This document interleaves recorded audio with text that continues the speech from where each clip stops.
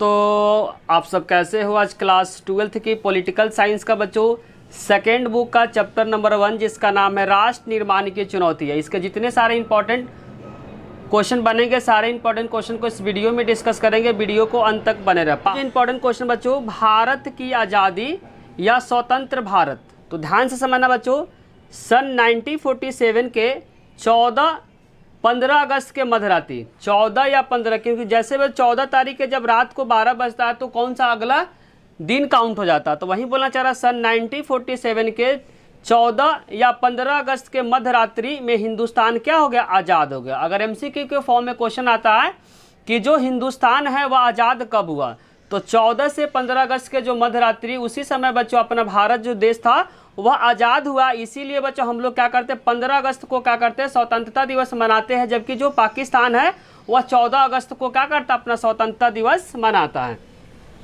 Next point आपको ध्यान रखना, पहले जो भारत के जो प्रधानमंत्री जो बने थे उनका नाम आपको ध्यान रखना, जवाहरलाल नेहरू। तो जवाहरलाल नेहरू बच्चों पहले भारत के क्या बने थे, प्रधानमंत्री। और साथ साथ जो जवाहरलाल नेहरू थे बच्चों विदेश मंत्री भी थे। क्या थे बच्चों, जो नेहरू जी थे बच्चों भारत के पहले प्रधानमंत्री भी थे, साथ साथ क्या थे बच्चों, विदेश मंत्री भी थे। दो इनके पास पोस्ट था।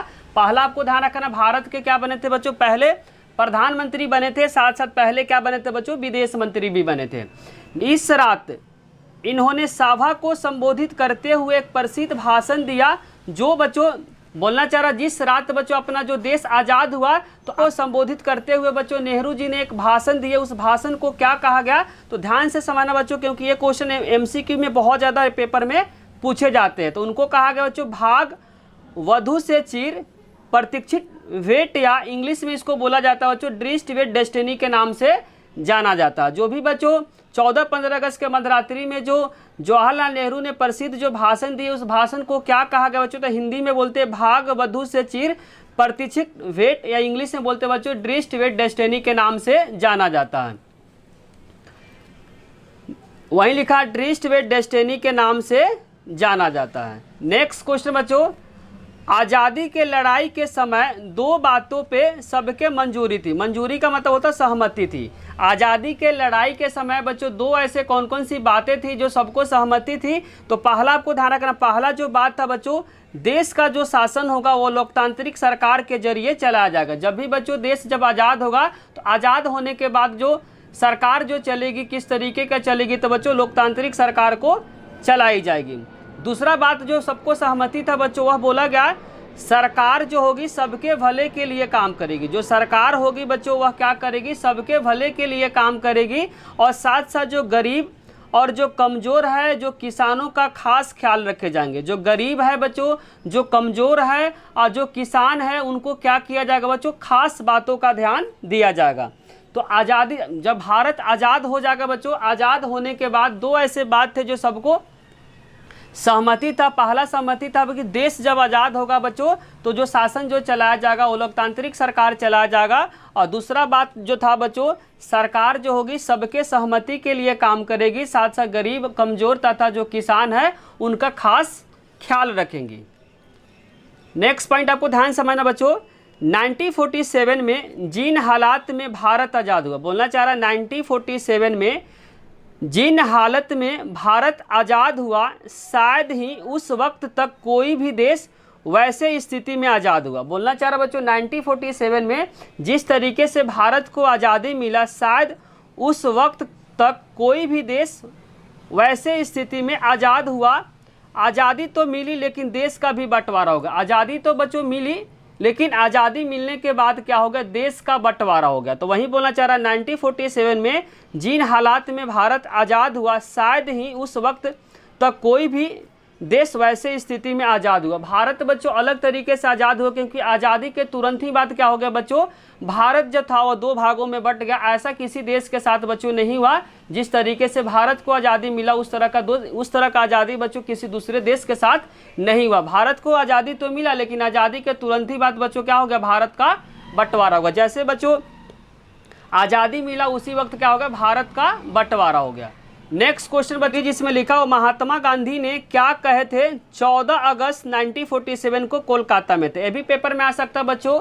जब आज़ादी मिल रही थी उस समय बच्चों जो महात्मा गांधी थे वो कहाँ थे, तो आपको ध्यान रखना बच्चों कोलकाता में थे, क्योंकि कोलकाता में बच्चों हिंदू मुस्लिम का बहुत ज़्यादा दंगा तेजी से हो रहा था, जिसके कारण से गांधी जी ने कहाँ चले गए थे, कोलकाता में उस हिंसा को रोकने के लिए गए थे। तो गांधी जी क्या बोलते हैं बच्चों भाषण में, क्या बोलते हैं, 14 अगस्त 1947 को कोलकाता में बच्चों गांधी जी ने एक भाषण दिए थे। उस भाषण में क्या बोले थे, उन्होंने बोले थे कल हम अंग्रेजी राज की गुलामी से, कल हम, क्योंकि 14 तारीख को बच्चों भाषण दिए थे, तो बोलते भाषण में कल हम अंग्रेजी राज की गुलामी से आज़ाद हो जाएंगे, लेकिन आधी रात को भारत का भी बंटवारा होगा। बोलना चाह रहा बच्चों, आज़ाद तो हो जाएंगे लेकिन आधी रात को ही भारत का क्या होगा, बंटवारा होगा। ये कौन बोलते हैं बच्चों, महात्मा गांधी, जो कोलकाता में जो 14 अगस्त 1947 को जो भाषण दिए थे, उसी भाषण में बोले थे हम लोग क्या हो जाएंगे, अंग्रेजों से आज़ादी तो मिल जाएगी लेकिन आधी रात में क्या हो जाएगा, बंटवारा हो जाएगा। इसीलिए जो कल का जो दिन होगा हमारे लिए खुशी का भी दिन होगा, साथ साथ गम का दिन। खुशी इसलिए होगा बच्चों क्योंकि हम अंग्रेजों से क्या हो जाएंगे, आज़ाद हो जाएंगे। इस बात का होगा क्योंकि बच्चों जो भारतवासी है जो अंग्रेजों के गुलाम से मुक्ति हो जाएंगे, और गम इसलिए रहेंगे कि बच्चों भारत का क्या हो जाएगा, बंटवारा हो जाएगा। नेक्स्ट जो इंपॉर्टेंट क्वेश्चन बच्चों, ये क्वेश्चन लॉन्ग के लिए बहुत इंपॉर्टेंट है, इस क्वेश्चन को क्या करें, इंपॉर्टेंट मार्क करें और क्या करें, आंसर को बारीकी से समझे। आज़ादी के बाद नए राष्ट्र की चुनौतियाँ, जब आज़ाद हो जाएंगे बच्चों, आज़ाद के बाद जो नए देश बनेंगे जो भारत, उसके पास कौन कौन सी चुनौतियाँ था, कौन कौन सी कठिनाइयाँ था, उस कठिनाई के बारे में क्या करना आप इस क्वेश्चन में बताना है। तो भारत के सामने बच्चों खास तौर पे 3 चुनौतियाँ था। जब आज़ाद हो गए बच्चों भारत, जब भारत बन गया तो उनके सामने 3 चुनौतियाँ था। पहला जो चुनौती था बच्चों एकता और अखंडता, पहला जो था एकता और अखंडता। एकता और अखंडता का मतलब हुआ कि बच्चों भारत वाला देश है, सभी मिलजुल कर रहना ये पॉसिबल नहीं है। तो वही बोलना चाह रहा, पहला था कि बच्चों जब भारत में क्या अलग अलग जाति के लोग हैं, अलग अलग धर्म के लोग हैं, तो सभी एकजुट मिलकर रहना क्या है, पॉसिबल नहीं है। इसीलिए वहाँ पे क्या दिक्कत चल रही थी, एकता और अखंडता का। पढ़ते बच्चों, लिखा है भारत आकार और विविधता। विविधता का मतलब हुआ अलग अलग धर्म के मानने वाले हैं, अलग अलग जाति के लोग हैं, तौर पे किसी महादेश से भारत कम नहीं है। अलग अलग भाषा बोलने वाले लोग हैं, उनकी सांस्कृतिक अलग है, उनकी धर्म अलग अलग है। बोलना चाह रहा भारत के अंदर क्या क्या बच्चों, भारत जो है आकार में, साइज में, विविधता के तौर पे किसी भी महादेश से कम नहीं था। अलग अलग भाषा बोलने वाले लोग हैं, उनकी संस्कृति इनके अंदर अलग है, उनके धर्म क्या है, अलग अलग है। इतनी विविधताओं से भरा कोई देश ज़्यादा दिन तक एकजुट नहीं रह सकता है। इतने सारे विभिन्नताओं के कारण से बच्चों कोई देश ज़्यादा दिनों तक एक साथ नहीं रह सकता है, यही आकांक्षा बनी रही। आशंका का मतलब बच्चों यहाँ डाउट बना रहा कि इतने सारे विविधता जब रहेगा तो एकजुट सभी कोई नहीं रह सकता है, इस बात का क्या हो रहा था बच्चों, आशंका बनी हुई थी। दूसरा आपको ध्यान रखना बच्चों, लोकतंत्र को कायम करना, कि भारत में बच्चों लोकतंत्र, क्योंकि स्टार्टिंग में 2 बातों पे सहमति था, तो बोला गया कि लोकतंत्र तो बना दिया लेकिन चलेगा या नहीं चलेगा, इसका भी क्या था बच्चों, डाउट था। पढ़ते हैं, संविधान में मौलिक अधिकारों की गारंटी दी गई। बोलना चाह रहे बच्चों, संविधान में क्या दी गई थी, मौलिक अधिकारों की गारंटी दी गई थी। मौलिक अधिकार कितने होते बच्चों, 6 होते हैं, क्योंकि स्टार्टिंग समय में मौलिक अधिकार बच्चों 7 थे, लेकिन संपत्ति को, अधिकार को क्या कर दिया, नॉर्मल कानून बना दिया। तो वर्तमान समय में बच्चों जो मौलिक अधिकार है वो 6 है। तो वही बोलना चाह रहा, संविधान में मौलिक अधिकारों की क्या दी गई, गारंटी दी गई। सभी को मतदान देने का क्या है, अधिकार है। आगे लिखा, भारत ने संसदीय शासन पे आधारित प्रतिनिधित्व मुल्क लोकतंत्र को अपनाया। भारत ने संसदीय शासन पे जो आधारित प्रतिनिधित्व मुल्क में लोकतंत्र को अपनाया। आगे लिखा हुआ, इससे यह सुनिश्चित हो गई कि लोकतांत्रिक ढांचे के अंदर राजनीतिक मुकाबले होंगे। इससे यह तय हो गया बच्चों कि लोकतांत्रिक ढांचे के लिए जो होगा बच्चों क्या होगा, राजनीतिक मुकाबले होंगे, क्योंकि 5-5 साल पे चुनाव होंगे, तो वहाँ पे क्या होगा बच्चों, लोकतांत्रिक ढांचे के लिए बार बार क्या होगा, राजनीतिक मुकाबला होगा। तीसरा बच्चों जो था, तीसरा जो चुनौती था बहुत इंपॉर्टेंट है बच्चों, तीसरा जिसमें लिखा हुआ सबका विकास हो, न कि एक समूह है एक वर्ग का विकास हो। बोलना चाह रहा बच्चों, इसमें सभी का विकास हो, न कि किसी एक समूह या किसी एक वर्ग का विकास हो। इसमें लिखा है, संविधान में यह बात स्पष्ट कर दी गई कि सबके साथ समानता का बर्ताव किया जाएगा। स्टार्टिंग में यह बात हुआ कि बच्चों संविधान में यह बात स्पष्ट कर दी गई कि सबके साथ समानता का बर्ताव होगा। पहले समय में बच्चों जाति पाति को देखा जाता था, लेकिन जब भारत देश आज़ाद हो गया तो संविधान में यह बात स्पष्ट कर दी गई कि सभी के साथ जो समानता, सभी को क्या देखा जाएगा बच्चों, बराबर नज़र से देखा जाएगा। और धार्मिक सांस्कृतिक जिनका अल्पसंख्यक है, जिनका बच्चों संख्या कम है, उस समुदाय को विशेष सुरक्षा दी जाएगी। जिनका बच्चों संख्या भारत में कम है उनको विशेष सुरक्षा भारत में दी जाएगी। तो 3 चुनौती बच्चों जो लॉन्ग क्वेश्चन के लिए बहुत इंपॉर्टेंट है। पहला बच्चों एकता और अखंडता के सूत्र में बांधना, दूसरा बच्चों लोकतंत्र को कायम रखना, और तीसरा बच्चों सबका विकास होना कि एक समूह है, एक वर्ग का विकास हो। तो 3 तरह की बच्चों चुनौती तक। अब आज़ादी के बाद जब बच्चों जो नए देश बन रहे थे उस समय भारत के सामने 3 चुनौती थी। नेक्स्ट क्वेश्चन बच्चों क्वेश्चन नंबर 5, जिसमें लिखा हुआ भाग वधु से चिर प्रतीक्षित भेंट या दृष्ट वे डेस्टिनी क्या था। शॉर्ट क्वेश्चन के लिए बहुत इंपॉर्टेंट है बच्चों, आंसर को बारीकी से समझना। 14-15 अगस्त के मध्यरात्रि में संविधान सभा को संबोधित करते हुए बच्चों नेहरू जी ने जो भाषण दिए, यहाँ पे लिखना पड़ेगा जवाहरलाल नेहरू ने जो भाषण दिए, जवाहरलाल नेहरू ने जो भाषण दिए बच्चों, भाषण दिए वही भाषण क्या कहलाए, भाषण दिए वही भाषण बच्चों क्या कहलाए, तो आपको ध्यान रखना है दृष्ट वे डेस्टिनी के नाम से जाना जाता है। तो ध्यान से समझना है 14-15 अगस्त के मध्यरात्रि को संविधान सभा को संबोधित करते हुए बच्चों जवाहरलाल नेहरू ने जो भाषण दिए उसी भाषण को बोला गया बच्चों भाग वधु से चिर प्रतीक्षित भेंट या दृष्ट वे डेस्टिनी के नाम से जाना जाता है। नेक्स्ट क्वेश्चन बच्चों क्वेश्चन नंबर 6, जिसमें लिखा हुआ द्विराष्ट्र सिद्धांत की स्थापना। द्विराष्ट्र सिद्धांत क्या है बच्चों, द्विराष्ट्र सिद्धांत में आपको विभाजन पढ़ना, विस्थापन पढ़ना, पुनर्वास पढ़ना। तो बहुत इंपॉर्टेंट है बच्चों द्विराष्ट्र सिद्धांत क्या। द्विराष्ट्र में बच्चों 2 देशों का, भारत जो है इसमें बोला गया बच्चों, भारत जो है वह 1 खेमों का देश नहीं है, 2 खेमों का देश है। एक है बच्चों इसमें मुस्लिम का, दूसरा क्या है हिंदू का। आंसर को पढ़ते क्योंकि ये क्वेश्चन बहुत इंपॉर्टेंट है, इस आंसर को क्या करना आपको बारीकी से समझना है। 14-15 अगस्त 1947 को एक नहीं बल्कि 2 राष्ट्र भारत और पाकिस्तान अस्तित्व में आए। ब्रिटिश इंडिया को भारत और पाकिस्तान के रूप में बांट दिया। बोलना चाह रहा बच्चों 14-15 अगस्त के मध्यरात्रि 1947 को एक नहीं बल्कि 2 राष्ट्र, 2 राष्ट्र का मतलब 2 देश, भारत कौन कौन सा बच्चों 2 राष्ट्र, भारत और पाकिस्तान अस्तित्व में आए। उसके पहले बच्चों सिर्फ इंडिया थे, लेकिन 1947 बच्चों जो भारत है 2 देश बन गए। पहले बन गए भारत और पाकिस्तान अस्तित्व में आ गए। पहले क्या था बच्चों ब्रिटिश इंडिया था, पहले क्या था बच्चों ब्रिटिश इंडिया। लेकिन 14-15 अगस्त 1947 के बाद बच्चों जो ब्रिटिश इंडिया 2 भागों में बट गई। पहला हो गया बच्चों भारत, दूसरा क्या हो गया पाकिस्तान हो गया। तो लिखा भारत और पाकिस्तान के रूप में बट गया। आगे लिखा बच्चों मुस्लिम लीग ने द्विराष्ट्र सिद्धांत की बात की। अगर एमसीक्यू में क्वेश्चन आता बच्चों द्विराष्ट्र सिद्धांत की बात किसने की, तो इसका आंसर हो जाएगा बच्चों मुस्लिम लीग ने द्विराष्ट्र सिद्धांत की बात की। द्विराष्ट्र सिद्धांत होता क्या बच्चों, ये भी पॉइंट बहुत इंपॉर्टेंट है कि पहला क्वेश्चन आएगा द्विराष्ट्र सिद्धांत की बात किसने की, तो इसका आंसर हो जाएगा बच्चों मुस्लिम लीग। अब मुस्लिम लीग की अगर स्थापना पूछेगा तो बच्चों 1906 ईस्वी में बांग्लादेश के ढाका में हुआ था। द्विराष्ट्र के अनुसार क्या हुआ, तो बच्चों इसके अनुसार भारत किसी एक कौम का नहीं बल्कि हिंदू और मुसलमान नाम के 2 कौमों का देश है। बोलना चाह रहा बच्चों द्विराष्ट्र सिद्धांत के अनुसार भारत एक कौम का नहीं बल्कि हिंदू और मुसलमान नाम का 2 कौमों का देश है।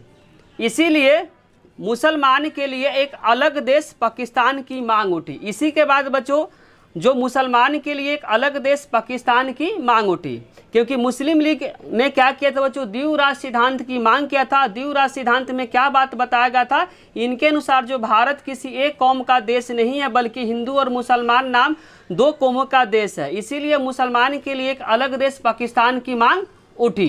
कांग्रेस ने द्विराष्ट्र सिद्धांत का विरोध किया। ये भी पेपर में बहुत इंपॉर्टेंट है बच्चों, क्वेश्चन आएगा द्विराष्ट्र सिद्धांत का विरोध कांग्रेस किया या नहीं किया। तो ध्यान से समझना बच्चों कांग्रेस ने क्या किया था, द्विराष्ट्र सिद्धांत का क्या किया था, विरोध किया था।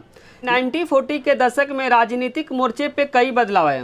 1940 के बच्चों जो दशक में राजनीतिक मोर्चे पर कई बदलाव आए। कांग्रेस और मुस्लिम लीग के बीच प्रतिस्पर्धा तथा ब्रिटिश शासन के भूमिका जैसी बातों पे जोर रहा। अंततः पाकिस्तान की मांग को क्या कर ली गई, मान ली गई। आपको ध्यान से समझना कांग्रेस ने क्या किया था बच्चों द्विराष्ट्र सिद्धांत का विरोध किया था, लेकिन 1940 के दशक में राजनीतिक मोर्चे में बहुत सारे बदलाव आए, जिसके कारण से कांग्रेस और मुस्लिम लीग के बीच प्रतिस्पर्धा तथा ब्रिटिश शासन की जो भूमिका थी बच्चों, जिसके कारण से उस पर जोर दिया गया। अंततः लास्ट में क्या हो गया बच्चों, पाकिस्तान की जो मांग थी उस मांग को क्या कर लिया गया, मान लिया गया।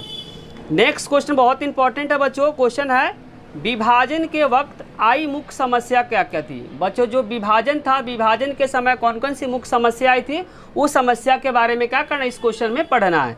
जिस भूभाग को इंडिया के नाम से जाना जाता था, अब उसे भारत, बोलना चाह रहा बच्चों, जिस भूभाग को, जिस जमीन को इंडिया के नाम से जाना जाता था, अब उसे भारत और पाकिस्तान के नाम के दो देशों के बीच बांट दिया। और विभाजन का जो आधार था बच्चों, अगर पेपर में क्वेश्चन आएगा, जो विभाजन जो हुआ है भारत और पाकिस्तान को, इसमें किस बेसिस पे बच्चों भारत और पाकिस्तान का विभाजन हुआ, उसके बारे में पढ़ना है। विभाजन का जो आधार था बच्चों धार्मिक बहुसंख्यक, जहाँ पे बच्चों मुस्लिम की संख्या ज़्यादा है उसको पाकिस्तान बना दिया जाएगा, और बाकी जो बचे हुए पार्ट है उसको भारत बना दिया जाएगा। तो वहीं बोलना चाह रहा, विभाजन का जो आधार था धार्मिक बहुसंख्यक को बनाया गया, मतलब जहाँ पे मुसलमान ज़्यादा हो वहाँ उसको पाकिस्तान बना दिया गया, जहाँ शेष भाग जो बच गया उसको भारत बना गया या भारत कहलाया।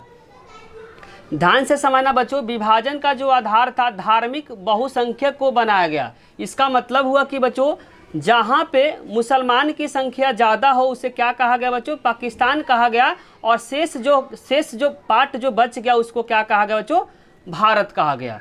लिखा बच्चों, विभाजन के वक्त यहाँ भी कई किस्म की समस्या थी। जब बच्चों विभाजन हो रहा था धर्म के आधार पे, तब भारत और पाकिस्तान का धर्म के आधार पे उस समय बहुत सारी समस्या, उसी समस्या के बारे में इस क्वेश्चन में क्या करना है, पढ़ना है।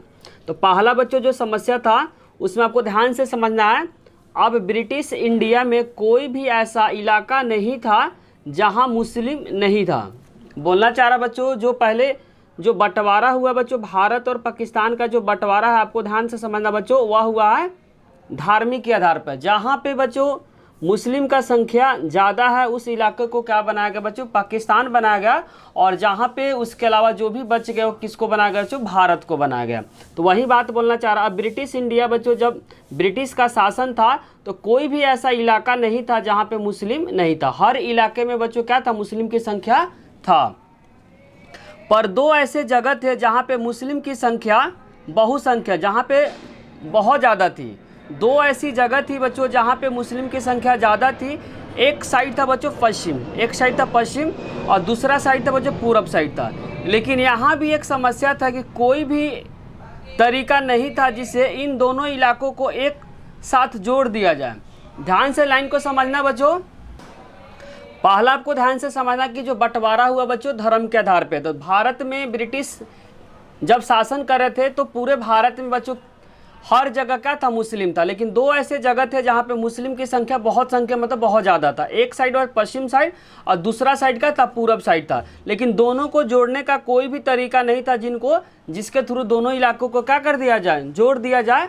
तो वही बात यहाँ पे बोलना चाह रहा है, एक बहुसंख्यक जो मुस्लिम का संख्या था पश्चिम साइड था, एक दूसरा साइड पूरब साइड था। लेकिन यहाँ भी एक समस्या था कि कोई भी एक तरीका नहीं था जिससे इन दोनों इलाकों को जोड़कर एक जगह कर दिया जाए। दोनों इलाकों को जोड़कर एक जगह कर दिया जाए, ऐसा कोई भी तरीका नहीं था।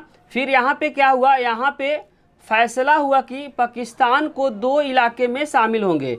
एक बनेंगे बच्चों पश्चिमी पाकिस्तान, दूसरे बनेंगे पूर्वी पाकिस्तान, और इनके बीच क्या रहेंगे बच्चों, भारत का बहुत बड़ा भूभाग रहेगा। आपको ध्यान से समझना है, पहले डिसाइड हुआ बच्चों कि जहाँ पे मुस्लिम का संख्या ज़्यादा है उसको बनाया जाएगा बच्चों पाकिस्तान, और जहाँ पे हिंदू का संख्या ज़्यादा है या मुस्लिम के अलावा जितने सारे जो कास्ट के जो लोग हैं उसको क्या बनाया जाएगा, भारत बनाया जाएगा। तो भारत में बच्चों दो ऐसे जगह थे जहाँ पे मुस्लिम की संख्या ज़्यादा था। एक साइड बच्चों पंजाब के साइड में था, दूसरा जो साइड था बच्चों पश्चिम साइड में जो वेस्ट बंगाल और असम के साइड था। तो लेकिन दोनों में कोई एक ऐसा तरीका नहीं था जिसको दोनों को क्या कर दिया जाए, जोड़ दिया जाए। तो फिर बाद में फैसला हुआ कि दो पाकिस्तान बनेंगे। एक पाकिस्तान का नाम रहेगा बच्चों पश्चिम साइड के जो पाकिस्तान है उसको बोला गया पश्चिमी पाकिस्तान, और जो पूरब साइड के बच्चों जो पाकिस्तान है उसको बोला गया बच्चों पूर्वी पाकिस्तान, जो वर्तमान समय में बच्चों बांग्लादेश के नाम से है। यह फैसला होने के बाद फिर एक समस्या जन्म ली। दूसरा समस्या क्या जन्म लिया बच्चों? पहला समस्या तो आपको समझ में आएगा कि पहला समस्या क्या था बच्चों? बहुसंख्यक के आधार पे क्या हुआ था? बंटवारा हुआ था। धर्म के आधार पे क्या हुआ था? बंटवारा हुआ था, जिसमें दो साइड ऐसे थे जहाँ पे मुस्लिम की संख्या ज़्यादा थे। एक साइड को बोला गया बच्चों पूर्वी और दूसरे साइड को बोला गया पश्चिमी। उसका दूसरा क्या समस्या है बच्चों? अब ऐसा भी नहीं रहा कि सभी जो लोग यानी मुस्लिम समुदाय के सभी लोग पाकिस्तान जाने के लिए राजी थे। इसमें ऐसा दिक्कत होने लगा, बहुत सारे जो मुस्लिम लोग थे बच्चों जो क्या जाना पाकिस्तान जाना नहीं चाहते थे। इसीलिए यहाँ पे लिखना चाह रहा है अब ऐसा भी नहीं था कि सभी लोग क्या बच्चों यानी मुस्लिम समुदाय के जो सभी लोग पाकिस्तान जाने के लिए राजी थे। बहुत ऐसे मुस्लिम जो थे बच्चों पाकिस्तान जाने के लिए राजी नहीं थे। यहाँ एग्जाम्पल में दिया गया बच्चों खान अब्दुल गफ्फार खान, बहुत इंपॉर्टेंट है बच्चों। इन्होंने खान अब्दुल गफ्फार खान ने क्या किए थे? द्विराज सिद्धांत का विरोध किए थे। लिखना चाह रहा खान अब्दुल गफ्फार खान जो पश्चिमोत्तर सीमा प्रांत में एक नेता थे, इन्होंने क्या किए थे बच्चों? द्विराज सिद्धांत के एकदम खिलाफ थे। तो पेपर में क्वेश्चन आएगा बच्चों खान अब्दुल गफ्फार खान द्विराज सिद्धांत का विरोध किए थे या नहीं किए थे? तो इसका आंसर हो जाएगा बच्चों खान अब्दुल गफ्फार खान जो पश्चिमोत्तर प्रांत के नेता थे जिन्होंने क्या किए थे? द्विराज सिद्धांत का विरोध किया था। तो इसमें दूसरा आपको समस्या में समझ में आ गया कि बच्चों बहुत ऐसे जो मुस्लिम समुदाय के जो लोग थे वह पाकिस्तान जाना नहीं चाहते थे। आप एग्जाम्पल में बता सकते खान अब्दुल गफ्फार खान एक पश्चिमोत्तर साइड के नेता थे जिन्होंने क्या किए थे? द्विराज सिद्धांत का विरोध किए थे। तीसरी जो समस्या थी बच्चों और भी भयंकर थी। तीसरी समस्या बच्चों और भी भयंकर थी, ध्यान से आपको क्या करना है समझना है। ब्रिटिश इंडिया के मुस्लिम बहुसंख्यक प्रांत में जैसे कि हो गया बच्चों पंजाब और बंगाल में कई ऐसे हिस्से थे जहाँ पे क्या थे? गैर मुस्लिम ज़्यादा थे। बोलना चाह रहा बच्चों कि हम लोग अभी जस्ट पढ़े थे कि दो ऐसे जगह थे जहाँ पे क्या था? मुस्लिम की संख्या ज़्यादा था। एक साइड पढ़े थे बच्चों पंजाब साइड, दूसरा साइड पढ़े थे बच्चों वेस्ट बंगाल साइड। तो वहीं बोलना चाह रहा कि इन दोनों इलाके में पंजाब और बंगाल के बच्चों सभी इलाके में मुस्लिम की संख्या नहीं थे। बहुत ऐसे पंजाब या बंगाल के जो हिस्से थे उसमें गैर मुसलमान की संख्या ज़्यादा थे। तो ध्यान से समझना है ब्रिटिश इंडिया के जो मुस्लिम बहुसंख्यक प्रांत में जहाँ पे बच्चों मुस्लिम की संख्या ज़्यादा थे जैसे कि बच्चों पंजाब और बंगाल में भी कई ऐसे हिस्से थे जहाँ पे क्या थे? गैर मुसलमान ज़्यादा थे। यहाँ भी बच्चों पंजाब के सभी हिस्से में पूरे हिस्से में बच्चों मुस्लिम की संख्या ज़्यादा नहीं थे। बहुत ऐसे हिस्से थे जहाँ पे क्या था? गैर मुसलमान की संख्या ज़्यादा थे। फिर फैसला हुआ कि बंटवारा जो होगा बच्चों धार्मिक बहुसंख्यक के आधार पे होगा। फिर बाद में यह डिसाइड हुआ कि जो बंटवारा होगा वह धार्मिक बहुसंख्यक के आधार पे, जिस धर्म के लोग ज़्यादा जहाँ पे रहते हैं उसको जहाँ पे मान लेते हैं कि जहाँ पे मुस्लिम समुदाय के लोग ज़्यादा जहाँ रहते हैं उसको बनाया जाएगा बच्चों पाकिस्तान, और जहाँ पे मुस्लिम गैर मुस्लिम समुदाय के जो लोग रहेंगे उसको बोला जाएगा बच्चों भारत बोला जाएगा। लेकिन 14-15 अगस्त 1947 के मध्य रात्रि तक फैसला नहीं हुआ था बच्चों। लेकिन यह जो हुआ था 14-15 1947 के मध्य रात्रि तक फैसला नहीं हुआ था, बात चल ही रहा था। इसका मतलब आज़ादी के दिन भी लोगों को पता नहीं था कि हम भारत में हैं या पाकिस्तान में हैं। लोगों को बच्चों जिस दिन आज़ाद हुआ उस दिन भी पता नहीं चला कि हम भारत में हैं या पाकिस्तान में हैं। तो तीसरा समस्या बच्चों बहुत इंपॉर्टेंट, आपको बारीकी से समझना है कि ब्रिटिश इंडिया के जो मुस्लिम बहुसंख्यक प्रांत में जैसे कि हो गया बच्चों पंजाब और बंगाल के बहुत ऐसे हिस्से थे जहाँ पे गैर मुसलमान का संख्या ज़्यादा था। बाद में फिर से यह बंटवारा धार्मिक बहुसंख्यक जहाँ पे बच्चों जिस धर्म के लोग ज़्यादा रहेंगे उसी के आधार पर क्या होगा? बंटवारा होगा। 14-15 अगस्त 1947 के मध्य रात्रि तक बच्चों फैसला नहीं हुआ था, बात चल ही रहा था। उसके बाद लोगों को बच्चों पता नहीं था कि हम भारत में हैं या पाकिस्तान में हैं। चौथी समस्या बच्चों बहुत इंपॉर्टेंट है। चौथी समस्या बच्चों क्या है? अल्पसंख्यक की थी। चौथी समस्या बच्चों बहुत इंपॉर्टेंट है। चौथी समस्या को अगर हमको बारीकी से समझना है, चौथी समस्या किस तरीके का था बच्चों? अल्पसंख्यक। अल्पसंख्यक का मतलब होता है जिसका संख्या कम होता है। इसमें क्या हुआ था बच्चों? थोड़ा सा बेसिक बात बता देते। जिस इलाके में बच्चों अगर मुस्लिम की संख्या कम था तो हिंदू लोग मारते थे, और जिस इलाके में बच्चों मुस्लिम की संख्या ज़्यादा था तो हिंदू को मुस्लिम लोग मारते थे। इसमें ही समस्या बच्चों पढ़ते हैं। लिखना चाह रहा पाकिस्तान में बच्चों लाखों की संख्या में क्या थे? हिंदू और सिख आबादी थे। बोलना चाह रहा बच्चों जो पाकिस्तान में लाखों की संख्या में हिंदू भी थे और साथ साथ क्या थे? सिख थे। कहाँ पे बच्चों? पाकिस्तान में। ऐसे ही भारत के पंजाब और बंगाल में लाखों की संख्या में क्या थे बच्चों? मुस्लिम थे। भारत में भी बच्चों मुस्लिम की संख्या लाखों में थे। दिल्ली और भी कई इलाके में मुस्लिम लाखों की संख्या में थे। दिल्ली और बच्चों बहुत ऐसे इलाके थे जहाँ पे मुस्लिम की संख्या लाखों में थी। इन लोगों को हालत ऐसा हुआ कि जहाँ से सदियों से उनके पुरखे आबाद रहे, उसी ज़मीन पे उन्हें क्या बना दिया गया बच्चों, विदेशी बना दिया गया।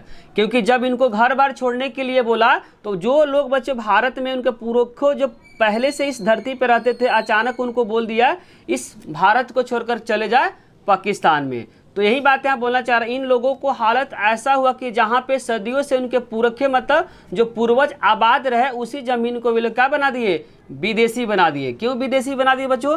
क्योंकि उन लोगों को बोला गया कि जैसे जो भी मुस्लिम समुदाय के जो भारत में जो लोग थे उनको बोल दिया कि क्या है, आप लोग विदेशी है, आप लोग को अब यहाँ नहीं रहना, आप लोग को पाकिस्तान जाना। उसी तरीके से बच्चों जो पंजाब में जो हिंदू और जो सिख थे उनको बोला गया आप विदेशी हो, आप यहाँ नहीं रह सकते हो, आपको भारत जाना पड़ेगा। इसीलिए यहाँ पे बोलना चाह रहा है इन लोगों का हालत ऐसा हो गया कि जहाँ से उनके पुरखे का मतलब जो पूर्वज आबाद रहे, उसी ज़मीन पे उन्हें क्या बना दिया बच्चों, विदेशी बना दिया।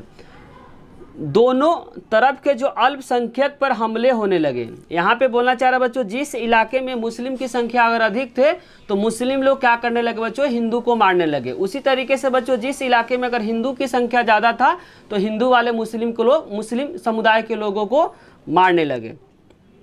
तो यही बात यहाँ पे बोलना चाह रहा है, दोनों तरफ के जो अल्पसंख्यक जिनकी संख्या कम थी उन पे क्या होने लगे बच्चों, हमले होने लगे। और यह स्थिति भयंकर रूप धारण कर लिया। समस्या जो था बहुत तेजी से फैलने लगा। इसका समाधान के लिए कोई भी प्लानिंग नहीं बनाई गई थी। इस समाधान को बच्चों समेटने के लिए, सॉल्व करने के लिए कोई भी प्लान नहीं बनाया गया था। और बहुत जल्द ही यह हिंसा से बाहर बच्चों लास्ट में क्या हुआ, एकमात्र यही रास्ता था कि सभी अपने घर को छोड़ने पे क्या हो गए, मजबूर हो गए। क्योंकि बच्चों हिंसा क्या होने लगा, जिस समुदाय में बच्चों अगर हिंदू की संख्या कम था तो मुस्लिम लोग उस पर हमले करने लगे, और जिस इलाके में मान लो हिंदू की संख्या अगर अधिक है तो उस पर मुस्लिम पे हमले होने लगे।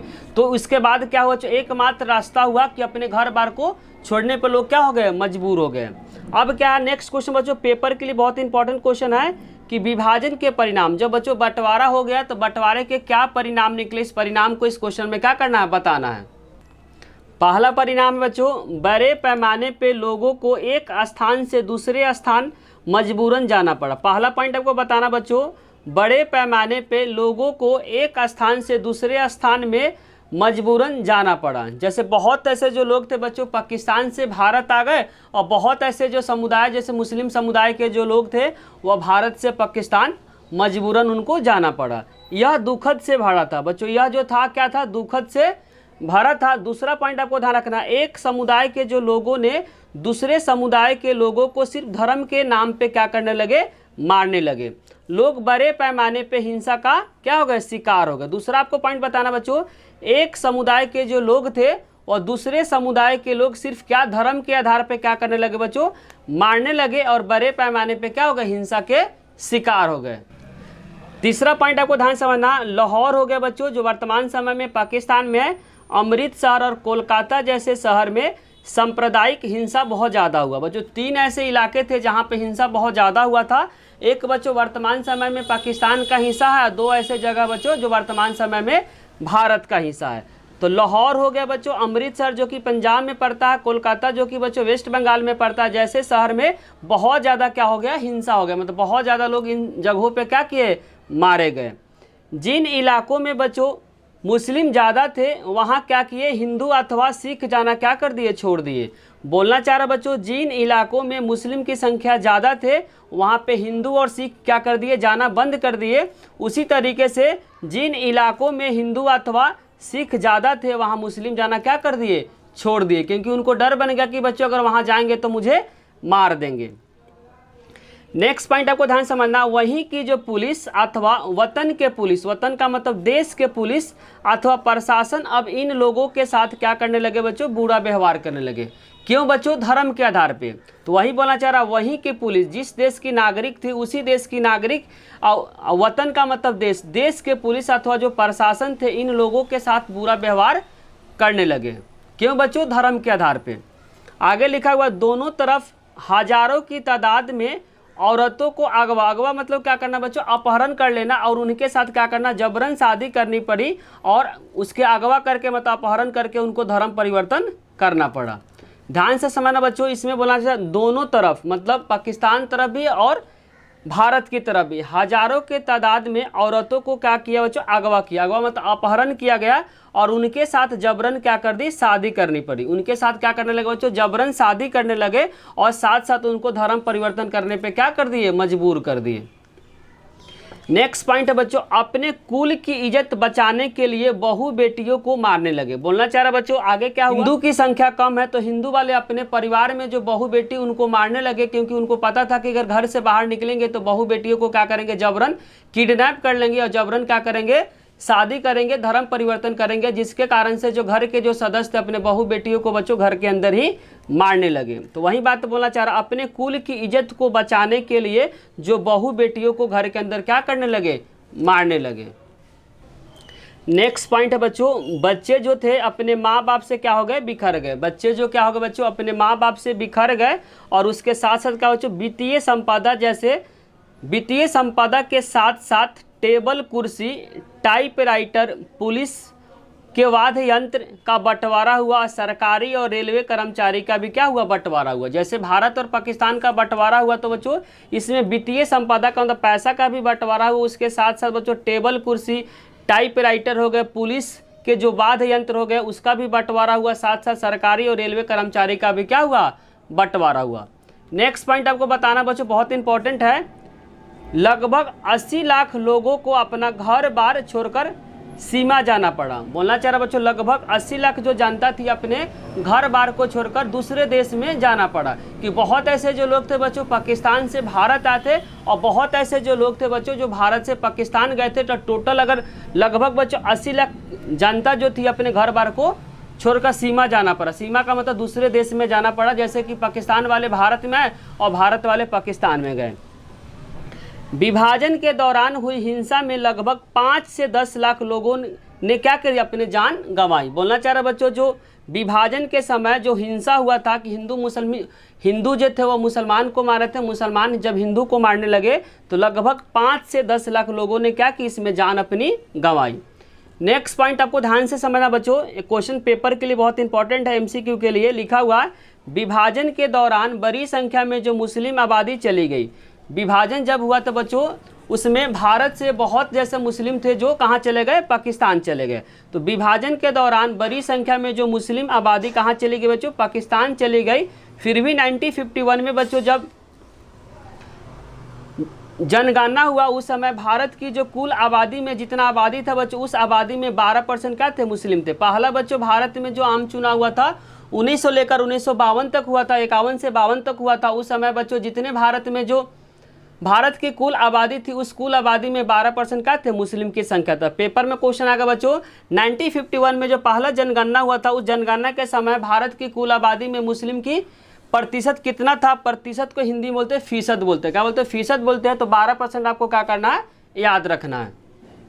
क्वेश्चन में जो क्वेश्चन नंबर 10 जिसमें लिखा हुआ फैज अहमद फैज, जिनका जन्म हुआ था बच्चों 1911 ईस्वी में और 1984 ईस्वी में इनका क्या हो गया था, देहांत हो गया था। इनके बारे में पढ़ना बच्चों, फैज अहमद फैज, इनका जो जन्म हुआ था बच्चों सियालकोट। सियालकोट कहाँ पे पड़ता बच्चों, पाकिस्तान पड़ता। तो पूछेगा पेपर में कि फैज अहमद फैज का जन्म अगर पूछेगा तो 1911 ईस्वी में इनका जन्म हुआ था। इनका जो देहांत हुआ था 1984 ईस्वी में और जन्म जो हुआ था बच्चों सियालकोट, जो कि कहाँ पड़ता बच्चों, पाकिस्तान में पड़ता है। नेक्स्ट पॉइंट आपको ध्यान रखना, वामपंथी होने के कारण उनका पाकिस्तानी शासन तंत्र से हमेशा इनका क्या रहता था, टकराव रहता था। बोलना चाह रहा वामपंथी होने के कारण, वामपंथी का मतलब होता बच्चों देश से प्यार होना। वामपंथी होने के कारण उनका जो पाकिस्तानी शासन तंत्र से हमेशा क्या रहता था बच्चों, टकराव रहता था। और जिनके कारण से करवास में बहुत समय गुजारे, मतलब जेल में बहुत ज़्यादा समय इन्होंने बिताए। नेक्स्ट पॉइंट आपको ध्यान रखना, इनके जो प्रमुख कविता नक्शे फरियादी, दूसरा आपको ध्यान रखना बच्चों दस्त-ए-सबा और तीसरा बच्चों जिंद नाम है। इनके जो प्रमुख कविता आपको ध्यान रखना है नक्शे फरियादी, पहला कविता का नाम आपको ध्यान रखना नक्शे फरियादी, दूसरा कविता बच्चों दस्त-ए-सबा और तीसरा है बच्चों जिंद नाम। नेक्स्ट पॉइंट इनके बारे में समझना बच्चों, फैज अहमद फैज के बारे में 20वीं सदी में या 20वीं सदी में होगा जो 20वीं सदी में 60 एशियाई कवियों में इनका बहुत बड़ा नाम था। बोलना चाह रहा बच्चों 20वीं सदी में 60 एशियाई कवियों में इनका बहुत बड़ा नाम था। आगे लिखा बच्चों जो फैज़ अहमद फैज़ जो थे वह क्या थे बच्चों, पाकिस्तानी एक कवि थे और पंजाबी और उर्दू साहित्य के क्या थे, लेखक थे। अगर पेपर में क्वेश्चन आएगा बच्चों कि जो फैज़ अहमद फैज़ कौन थे, तो इनका ध्यान रखना बच्चों पाकिस्तानी कवि थे और इसके साथ साथ बच्चों पंजाबी तथा उर्दू साहित्य के क्या थे, लेखक थे। बस इतने सारे पॉइंट आपको फैज़ अहमद फैज़ के बारे में आपको पता होना। नेक्स्ट जो क्वेश्चन बच्चों क्वेश्चन नंबर 11 जिसमें लिखा हुआ है अमृता प्रीतम के बारे में क्या करना, पढ़ना है।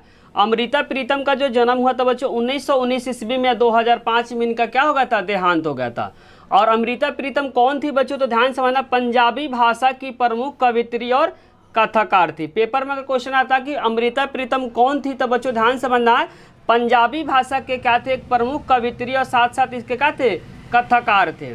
नेक्स्ट पॉइंट आपको ध्यान रखना, साहित्य उपलब्धियों के लिए साहित्य अकादमी तथा ज्ञानपीठ पुरस्कार से इन्हें क्या किया है, सम्मानित किया गया है। जब बच्चों भारत और पाकिस्तान के बंटवारे के बाद क्या दिल्ली में रहने लगे, जब भारत और पाकिस्तान का जब बंटवारा हुआ तो बंटवारे के बाद जो अमृता प्रीतम थे कहाँ रहने लगी बच्चों, दिल्ली में रहने लगी। तो अमृता प्रीतम के बारे में 3 पॉइंट आपको बारीकी से समझना, पंजाबी भाषा के प्रमुख कवित्री और क्या थे, कलाकार थी और साहित्य उपलब्धि के लिए इन्हें साहित्य अकादमी ज्ञानपीठ पुरस्कार से इनको सम्मानित किया गया है। और बंटवारे के बाद मतलब भारत और पाकिस्तान का जब बंटवारा हुआ तो बंटवारे के बाद जो अमृता प्रीतम तो दिल्ली में रहने लगी। नेक्स्ट जो इंपॉर्टेंट टॉपिक है बच्चों, पेपर के लिए बहुत इंपॉर्टेंट है, इस टॉपिक को क्या करना आपको बारीकी से समझना है। राजवारों का विलय बहुत इंपॉर्टेंट है बच्चों। जब ब्रिटिश इंडिया का जब सरकार था तो टोटल बच्चों राजवारों की संख्या कितना था, 565 था। जब बच्चों ब्रिटिश इंडिया का भारत में जब सरकार चल रही थी उस समय बच्चों पूछेगा भारत में राजवाड़ों की संख्या कितनी थी, तो 565 थी। पढ़ते बच्चों ब्रिटिश इंडिया के 2 हिस्सों में बांटा होता। जब ब्रिटिश इंडिया का सरकार था बच्चों तो ब्रिटिश इंडिया को 2 भागों में बांटा गया था। एक हिस्से में ब्रिटिश प्रभुत्व वाले भारतीय थे, जहाँ पे बच्चों ब्रिटिश शासन डायरेक्ट क्या करती है, कंट्रोल करती थी, जहाँ पे अंग्रेजी का सीधा नियंत्रण था, ब्रिटिश शासन का डायरेक्ट नियंत्रण था। और एक और ऐसे हिस्से थे जहाँ पे बच्चों देसी राजवाड़े बसे थे। अब देसी राजवाड़े कौन थे बच्चों, या छोटे बड़े आकार के राज्य, ये छोटे बड़े आकार के राज्य थे और जिन्हें राजवाड़ा कहा जाता था। राजवाड़ों पे राजाओं का शासन होता था। ऐसे समझ सकते बच्चों जैसे कि जो मोदी जी है, मोदी जी पूरे भारत को कंट्रोल करती है और साथ साथ जो ग्रामीण इलाके में जो बच्चों जो स्थानीय शासन है, तो स्थानीय शासन बहुत सारे, इन्हीं को क्या कहा गया बच्चों, राजवाड़ा कहा गया। तो छोटे छोटे जो इलाके में जो शासन करते थे उसको बोला गया बच्चों राजवाड़ा बोला गया। जो पूरे देश को जो कंट्रोल करता है, जैसे जी मोदी जी बच्चों भारत के जो प्रधानमंत्री पूरे भारत को क्या करते, कंट्रोल करते हैं, उसी तरीके से जो ब्रिटिश थे बच्चों पूरे भारत पे क्या कंट्रोल करते थे। और अभी के समय में बोल सकते हैं बच्चों जो ग्रामीण इलाके में जो स्थानीय शासन है वह एक तरह के राजवाड़े के रूप में आप समझ सकते हैं। अब दोबारा समझाते बच्चों, बारीकी से समझना है। ब्रिटिश इंडिया 2 हिस्सों में बांटा था। एक हिस्से में ब्रिटिश का प्रभुत्व था, जहाँ पे क्या करता था बच्चों, ब्रिटिश डायरेक्ट क्या करती थी, कंट्रोल करती थी। लिखा हुआ अंग्रेज, जहाँ पे बच्चों अंग्रेजी का सीधा नियंत्रण, अंग्रेजी का मतलब ब्रिटिश का डायरेक्ट नियंत्रण था। और एक ऐसे हिस्से थे जहाँ पे क्या रहते थे बच्चों, देसी राजवाड़े बसे थे। देसी राजवाड़े में क्या था बच्चों, एक छोटे बड़े आकार के राज्य थे जहां राजवाड़ा कहा जाता था। राजवाड़े पे राजाओं का क्या होता था, शासन होता था। राजवाड़े पे बच्चों किसका शासन होता था, राजाओं का शासन होता था। आगे लिखा ब्रिटिश ने सर्वोच्च सत्ता का स्वीकार कर रखी थी। पूरे भारत को जो कंट्रोल कौन कर रखी थी बच्चों, ब्रिटिश सरकार कंट्रोल कर रखी थी। और जो राजवाड़ा था राज्य के घरेलू मामलों में अपना शासन क्या करते थे, चलाते थे। छोटे मोटे बच्चों जैसे जो स्थानीय सरकार क्या होते, उसी तरीके से जो राजवाड़े थे वह क्या करते थे, राज्य के घरेलू मामलों में क्या करते थे, अपना शासन चलाते थे। आप बच्चों वर्तमान समय में आप स्थानीय शासन को क्या कर सकते हैं, राजवाड़ा समझ सकते हैं। अंग्रेजी प्रभुत्व के अंतर्गत आने वाले साम्राज्य के 1/3 हिस्से में क्या था, राजवाड़ा था। बच्चों जितने सारे जैसे ब्रिटिश इंडिया का बच्चों टोटल जो पार्ट में, अगर 3 पार्ट में एक पार्ट क्या था बच्चों, राजवाड़ा था। 3 पार्ट में बच्चों एक पार्ट क्या था, राजवाड़ा था। इसीलिए लिखना चाह रहा अंग्रेजी प्रभुत्व, जब बच्चों ब्रिटिश का सरकार था इसके अंतर्गत आने वाले जो साम्राज्य थे उसमें 3 हिस्सा में 1/3 क्या था बच्चों, राजवाड़ा था। नेक्स्ट इंपॉर्टेंट क्वेश्चन बच्चों, क्वेश्चन नंबर 13 जिसमें लिखा हुआ राजवाड़ों की समस्या। बहुत इंपॉर्टेंट बच्चों, राजवाड़ों के पास कौन कौन सी समस्या थी इसके बारे में इस क्वेश्चन में क्या करना, पढ़ना है। अंग्रेजों ने कहा था कि भारत आज़ाद होते ही राजवाड़े भी कानूनी तौर पे क्या हो जाएंगे, आज़ाद हो जाएंगे। जो अंग्रेजों ने बच्चों क्या कहे थे राजवाड़ों को, भारत जिस जैसे आज़ाद होगा उसी तरीके से राजवाड़े भी कानूनी तौर से वे क्या हो जाएंगे, आज़ाद हो जाएंगे।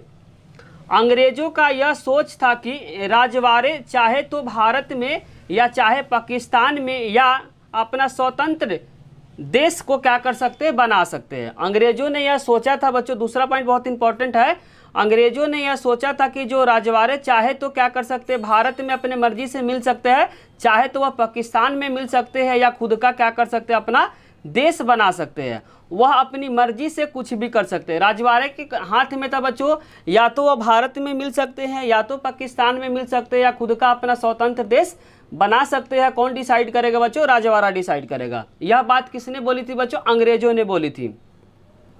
इसका फैसला लेने का जो हक है सिर्फ राजवाड़े के शासक को था, न कि प्रजा को। बोलना चाह रहा हूँ, यह जो फैसला है, यह फैसला कौन ले सकता है बच्चों, जो राजवाड़े के जो शासक है वही ले सकता है, प्रजा नहीं ले सकती है। नेक्स्ट पॉइंट है, यह बात अखंड भारत के लिए बहुत बुरा संकेत दे रहा था, क्योंकि बच्चों भारत में जो राजवाड़ों की संख्या कितनी थी, 565। अगर सभी अलग अलग हो जाएंगे तो भारत बहुत सारे टुकड़ों में टूट जाएंगे। इसका क्या बन रहा था बच्चों, खतरा का संकेत दिख रहा था। तो वही बात बोलना चाह रहा है, यह बात अखंड भारत के लिए, भारत टूटने का बच्चों उसके बारे में बोलना चाह रहा, भारत के बुरे संकेत दे रहा था, क्योंकि राजवाड़ों की जो संख्या थी बच्चों 565 थी। राजवाड़ों की संख्या अगर बच्चों आज़ादी के समय भारत में राजवाड़ों की संख्या कितनी थी, 565 थी। अगर ऐसा होता तो 565 टुकड़े हो जाते, पाकिस्तान चले जाते। बोलना चाह रहा बच्चों, ऐसा अगर होता तो 565 टुकड़े हो जाते और वे सभी कहाँ चले जाते, पाकिस्तान चले जाते। ध्यान से इस बात को समझना है, यह बात अखंड भारत के लिए बुरा संकेत दे रहा था, क्योंकि उस समय जो राजवाड़ों की संख्या थी 565, भारत सरकार को लग रहा था कि अगर सभी छोटे छोटे टुकड़े में टूट जाएगा तो भारत बहुत सारे टुकड़े में टूट जाएंगे और सारे के सारे कहाँ चले जाएंगे, पाकिस्तान में चले जाएंगे, या नहीं तो खुद का देश बनाएंगे। तो बच्चों भारत बहुत छोटे छोटे टुकड़ों में क्या हो जाएंगे, टूट जाएंगे, जिसके कारण से भारतीय सरकार क्या हुई थी, डरी हुई थी। नेक्स्ट पॉइंट है बच्चों, सबसे पहले त्रावणकोर के जो राजा ने घोषणा की उसका जो अपना जो साम्राज्य होगा आज़ाद रहेगा। बहुत इंपॉर्टेंट पॉइंट एमसीक्यू के लिए बच्चों, सबसे पहले जो त्रावणकोर के जो राजा ने घोषणा कर दी कि अपना जो राज्य रहेगा वह आज़ाद रहेगा। आज़ाद का मतलब न कि पाकिस्तान में मिलेगा, न कि भारत में मिलेगा, वह खुद क्या करेगा, अपना देश अलग बनाएगा। सबसे पहले कौन राजवाड़ा के राजा बोले थे बच्चों, त्रावणकोर के राजा ने यह बात सबसे पहले बोली थी। लगभग सभी राजवाड़ों में जो शासन था बच्चों अलोकतांत्रिक रीति से चलाया जाता था। बोलना चाह रहा बच्चों, सभी राजवाड़े में जो शासन जो चलता था अलोकतांत्रिक रीति से चलाया जाता था, मतलब वहाँ की प्रजा को लोकतांत्रिक अधिकार वहाँ पे नहीं था। जितने सारे जो राजवाड़ा था बच्चों, राजवाड़ा में जो राजा जो शासन करता था, में जो राजा था वह क्या करता था, अलोकतांत्रिक शासन करता था, जिसके कारण से प्रजा को बच्चों लोकतांत्रिक अधिकार वहाँ पे नहीं था। नेक्स्ट दिन बच्चों बहुत इंपॉर्टेंट पॉइंट है बच्चों, ये भी एमसीक्यू के लिए बहुत इंपॉर्टेंट है। अगले दिन हैदराबाद के जो निजाम है बच्चों, हैदराबाद के शासक को निजाम कहा जाता है। एमसीक्यू के फॉर्म में ऐसे भी आ सकता है बच्चों, हैदराबाद के शासक को क्या कहा जाता था, तो निजाम। तो अगले दिन पहले दिन तो त्रावणकोर के राजा बोले थे कि ना कि हम पाकिस्तान में मिलेंगे ना कि हिंदुस्तान में मिलेंगे, हम तो क्या रहेंगे, अलग देश बनाएंगे, बिल्कुल आज़ाद रहेंगे। नेक्स्ट दिन बच्चों अगले ही दिन जो हैदराबाद के जो निजाम थे वो भी बोल दिए कि मैं भी क्या रहूँगा, आज़ाद रहूँगा, ना भारत में मिलूंगा ना कि पाकिस्तान में मिलूंगा। नेक्स्ट पॉइंट, भोपाल के जो नवाब संविधान सभा में शामिल नहीं होना चाहते थे। जो भोपाल के बच्चों जो नवाब थे, भोपाल में क्या चलता था बच्चों, नवाब चलता था। तो भोपाल के जो शासक जिनको कहा जाता था बच्चों नवाब, जो संविधान सभा में नहीं शामिल होना चाहता था 13 से, जिसमें लिखा हुआ राजवाड़ों के विलय में सरदार पटेल की भूमिका। जो राजवाड़ा बच्चों, राजवाड़ों की संख्या बताते 565, तो 565 को भारत में मिलाने में जो सरदार वल्लभ भाई पटेल का जो भूमिका, उस भूमिका को क्या करना, इस क्वेश्चन में पढ़ना है बच्चों। ये क्वेश्चन पेपर के पॉइंट ऑफ व्यू से बहुत इंपॉर्टेंट है। इस क्वेश्चन को क्या करें, इंपॉर्टेंट मार्क करें, आंसर को क्या करें, बारीकी से समझे और सुने। लिखा हुआ लगभग सभी राजवाड़ों को उन्होंने भारतीय संघ में शामिल कर लिया। जितने सारे बच्चों जो राजवाड़ा था, राजवाड़ा की संख्या अगर पूछेगा तो 565 बच्चों, लगभग जितने सारे जो राजवाड़ा था सभी राजवाड़ों को भारतीय संघ में मिला लिया। किसने बच्चों, सरदार वल्लभ भाई पटेल। सरदार वल्लभ भाई पटेल को बच्चों लौह पुरुष के भी नाम से जानते हैं। दूसरा पॉइंट को ध्यान से समझना बच्चों, राजवाड़ा को अपने मनमर्जी से जो रास्ता चुनना है उसे चुनने दो। मुस्लिम लीग ने भी इसका क्या किया, समर्थन किया। जो राजवाड़ा था बच्चों, राजवाड़ा क्या कर सकता था, अपने मनमर्जी से क्या कर सकता है, या तो भारत में मिल सकता है, या तो क्या कर सकता है, पाकिस्तान में मिल सकता है, या अपना खुद का क्या बना सकता है बच्चों, देश बना सकता है। वह डिपेंड किस पे करता है बच्चों, जो राजवाड़ा है, राजवाड़ा में जो शासक है उसका क्या करेगा, मनमर्जी चलेगा। तो वही बोलना चाह रहा है, राजवाड़ा को अपने मनमर्जी से क्या कर सकता है, जो रास्ता उसको चुनना है, चाहे तो वह पाकिस्तान में मिले, चाहे तो क्या करे भारत में मिले, चाहे तो खुद का क्या करे अपना देश बनाए, उसे चुनने दो। मुस्लिम लीग जो था बच्चों, उन्होंने क्या किया, इस बात का समर्थन कर दिया। वहीं भारतीय जो कांग्रेस था इस कदम का क्या किया, विरोध किया। लेकिन जो भारतीय जो कांग्रेस थी बच्चों, इसका क्या किया, विरोध किया। यह करना सरदार पटेल के लिए बहुत बड़ी चुनौती थी बच्चों। दोनों को समझाना और साथ साथ जितने सारे जो राजवाड़ा है वो भारत में विलय करना, वह सरदार वल्लभ भाई पटेल के लिए बहुत बड़ी क्या थी, चुनौती थी। क्योंकि बच्चों इसमें जो सपोर्ट करने वाला क्या था, मुस्लिम लीग था। कि मुस्लिम लीग बोलता था कि जो भी राजवाड़ा है वो अपने मनमर्जी से क्या कर सकता है, किसी को भी सेलेक्ट कर सकता है। वह तो चाहे अपने मन से भारत में मिल सकता है, चाहे तो वह क्या कर सकता है, पाकिस्तान में मिल सकता है, या तो चाहे अपना खुद का क्या कर सकता है, देश बना सकता है। इस बात का समर्थन किसने कर दिया बच्चों, मुस्लिम लीग ने। लेकिन जो भारतीय जो कांग्रेस था इसका विरोध किया। इन सिचुएशन में बच्चों जो सरदार वल्लभ भाई पटेल की बहुत बड़ी क्या थी, यहाँ पे चुनौती थी। आप एग्जाम्पल से समझे बच्चों, एग्जाम्पल बहुत इंपॉर्टेंट है। एग्जाम्पल में लिखा जो उड़ीसा है बच्चों, वर्तमान समय में उड़ीसा है, जिसमें कितना राजवाड़ा था बच्चों, 26 राजवाड़ा था। अगर बच्चों उड़ीसा अगर 26 राज्यों में अगर टूट जाता बच्चों, अलग अलग अगर देश बन जाता, तो जो उड़ीसा था बहुत छोटे छोटे टुकड़ों में क्या होता, टूट जाता। तो आपको ध्यान रखा, उड़ीसा में जो राजवाड़ा था बच्चों 26 था। कितना था, 26 था। अगर 26 का 26 राजवाड़ा क्या होता, आपस में बढ़ जाता, अलग अलग देश बना लेता, तो जो उड़ीसा है बहुत छोटे छोटे टुकड़ों में क्या होता, टूट जाता। उसी तरीके से बच्चों जो छत्तीसगढ़ है, छत्तीसगढ़ में 15 छोटे छोटे क्या थे, राजवाड़े थे, और सौराष्ट्र में 14 बड़े थे, 14 बड़े राजवाड़े थे। 14 बड़े क्या थे, राजवाड़े थे, और 119 छोटे छोटे क्या थे, राजवाड़े थे। अगर बच्चों सभी टूट जाता, जो राजवाड़ा बच्चों अगर सभी राजवाड़ा अलग अलग देश अगर बना लेता, तो भारत क्या होता, छोटे छोटे टुकड़ों में टूट जाता। लेकिन सभी को मिलाने में सबसे जो भूमिका है बच्चों, अहम भूमिका, उनका नाम आपको ध्यान रखना, सरदार वल्लभ भाई पटेल। तो एग्जाम्पल आपको ध्यान रखना, उड़ीसा में 26 राजवाड़ों की संख्या था, और छत्तीसगढ़ में 15 छोटे छोटे राजवाड़े थे, सौराष्ट्र में बच्चों 14 बड़े राजवाड़े थे, जबकि 119 क्या था बच्चों, 14 बड़े राजवाड़े थे और 119 क्या थे, छोटे छोटे राजवाड़े थे। इनको एक करने में बहुत सारी इनको कठिनाइयाँ हुई। जो सरदार वल्लभ भाई पटेल थे, इन सभी राजवाड़ों को भारत में विलय करने में जो सरदार वल्लभ भाई पटेल को बहुत ज़्यादा कठिनाइयाँ झेलनी पड़ी। नेक्स्ट पॉइंट बच्चों बहुत इंपॉर्टेंट है, जो भी राजवाड़ा के शासक, जो भी बच्चों राजवाड़ा के जो शासक थे, 15 अगस्त 1947 जिस दिन बच्चों भारत देश आज़ाद हुआ, 15 अगस्त 1947 से पहले भारतीय संघ में शामिल हुआ। जो भी राजवाड़ा बच्चों 15 अगस्त 1947 से पहले भारतीय संघ में अगर शामिल हो गया, और भारतीय संघ में अपने विलय को एक सहमति पत्र पर क्या किया बच्चों, हस्ताक्षर किया।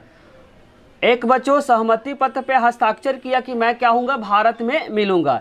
इस सहमति पत्र को क्या कहा गया, पेपर के लिए बहुत इंपॉर्टेंट है बच्चों, इंस्ट्रूमेंट ऑफ एक्सेशन कहा गया। बोलना चाह रहा, जो भी राजवाड़ा बच्चों, जितने सारे जो राजवाड़ा था, जैसे 565 बच्चों बताया कि राजवाड़ों की संख्या कितना था, 565 था। तो जो भी राजवाड़ा के शासक जो थे बच्चों 15 अगस्त 1947 से पहले भारतीय संघ में शामिल हुआ, भारतीय संघ में अपने विलय के एक सहमति पत्र पे क्या किया, उसने साइन किया कि जब भी बच्चों जब देश आज़ाद होगा तो मैं किस में मिलूंगा बच्चों, भारत में मिलूंगा।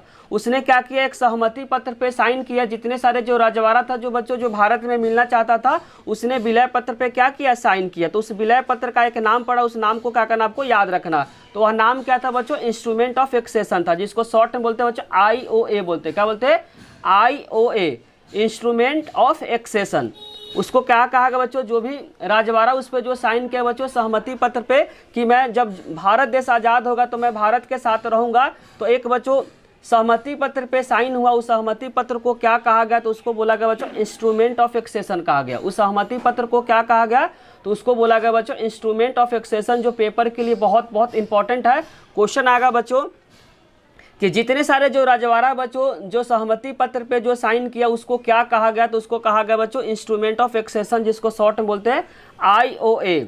इस पत्र में हस्ताक्षर का मतलब है बच्चों जो भी रजवाड़ा है भारतीय संघ का अंग बनने के लिए तैयार है या सहमत है। जो भी बच्चों जो रजवाड़ा उस पर साइन कर दिया, तो इस बात से यह साबित हुआ कि बच्चों जितने सारे जो रजवाड़ा जो साइन कर दिया वह भारतीय संघ का अंग बनने के लिए क्या हो गया, तैयार है, भारतीय संघ में मिलने के लिए तैयार हो गया या सहमत हो गया। इससे यह साबित हो गया बच्चों जितने सारे जो रजवाड़ा जो भारत में मिलने के लिए तैयार होगा वो सभी क्या कर दिए, सहमति पत्र पे क्या कर दिए, साइन कर दिया। और सहमति पत्र पे साइन किए उसको क्या नाम पड़ा बच्चों, इंस्ट्रूमेंट ऑफ एक्सेशन नाम पड़ा।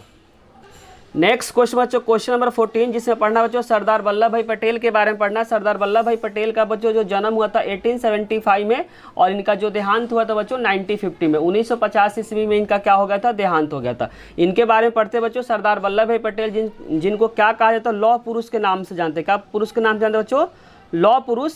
लौह पुरुष का बच्चों नाम किसने दिया था, इसका आंसर आपको क्या करना, कमेंट बॉक्स में बताना कि जो सरदार वल्लभ भाई पटेल को बच्चों लौह पुरुष कहा जाता था, लौह पुरुष की जो उपाधि सबसे पहले किसने दिया इनको।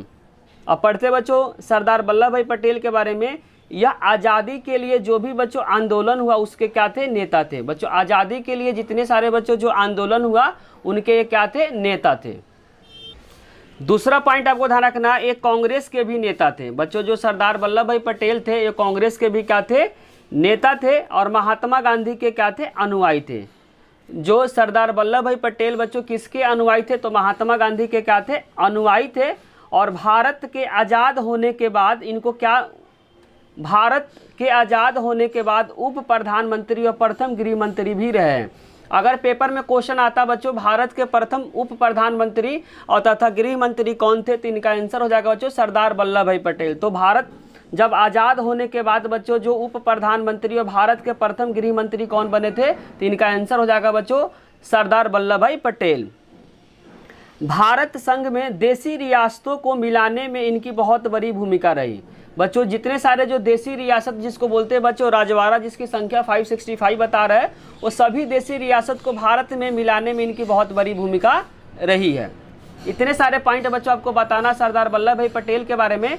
अब हम लोग पढ़ेंगे बच्चों क्वेश्चन नंबर 15 जो MCQ के लिए बहुत इंपॉर्टेंट। इस क्वेश्चन को अगर इंपॉर्टेंट मार्क करें, क्वेश्चन है कौन ऐसे जो 4 रजवाड़े थे जो भारत में मिलना नहीं चाहते थे। ऐसे बच्चों जो 4 रजवाड़े थे जो आसानी से भारत में नहीं मिले, उन रजवाड़ों का नाम आपको क्या करना है, याद रखना है।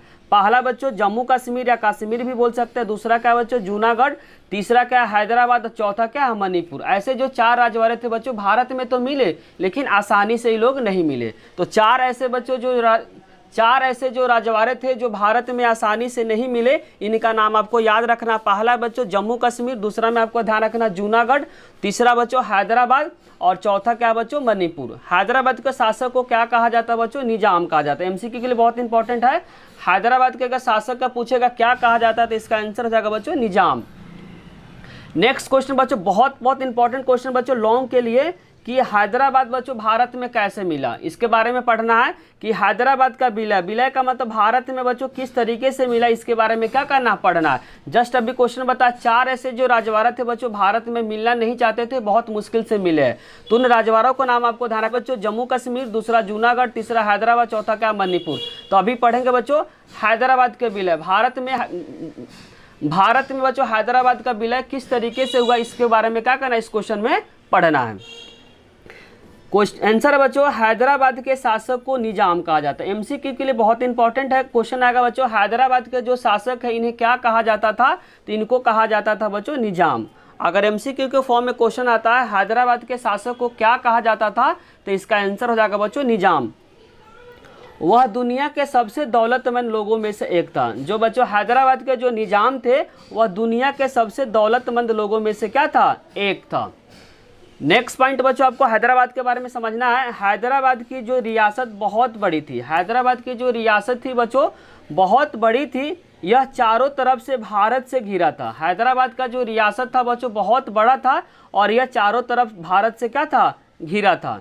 आज भी इसके कुछ ऐसे हिस्से हैं जो महाराष्ट्र तथा कर्नाटक में, बोलना चाह रहा बच्चों आज भी इसके कुछ हिस्से ऐसे हैं जो महाराष्ट्र और कर्नाटक में हैं। तो आपको पॉइंट ध्यान रखना, हैदराबाद के जो रियासत थी बच्चों बहुत बड़ी थी, यह चारों तरफ से भारत से क्या थी, घिरी थी। आज भी बच्चों हैदराबाद का जो कुछ हिस्सा है जो महाराष्ट्र में है, कुछ हिस्सा कहाँ पे बच्चों, कर्नाटक में है। नेक्स्ट पॉइंट बच्चों बहुत इंपॉर्टेंट पॉइंट है, इस पॉइंट को क्या करना आपको याद रखना, क्योंकि यहाँ से एमसीक्यू क्वेश्चन बच्चों फ्रेम होंगे। ध्यान से इस पॉइंट को समझना है। निजाम चाहता था कि हैदराबाद को स्वतंत्र रियासत किया जाए। जो बच्चों हैदराबाद के जो निजाम थे, जो शासक थे, वह चाहते थे कि हैदराबाद को क्या बना जाए, स्वतंत्र रियासत बनाया जाए। निजाम ने सन 1947 के नवंबर में शांति बहाल रखने के लिए भारत के साथ बच्चों एक समझौता किया। बहुत इंपॉर्टेंट पॉइंट है, ध्यान से समझना है।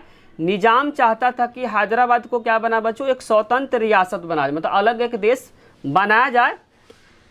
उसके लिए निजाम ने बच्चों सन 1947 के नवंबर में, सन 1947 के नवंबर में शांति बहाल रखने के लिए, शांति मतलब भारत और हैदराबाद के बीच बच्चों शांति बहाल रखने के लिए जो हैदराबाद के जो निजाम ने भारत के साथ एक समझौता किया।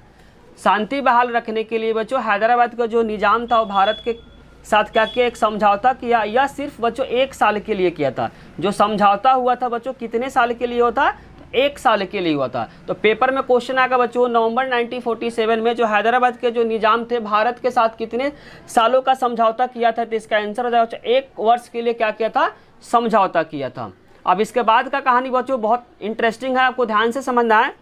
इसके बीच क्या हो, हैदराबाद के जो निजाम जिसको बोलते हैं बच्चों शासक के खिलाफ एक भयंकर आंदोलन शुरू हो गया।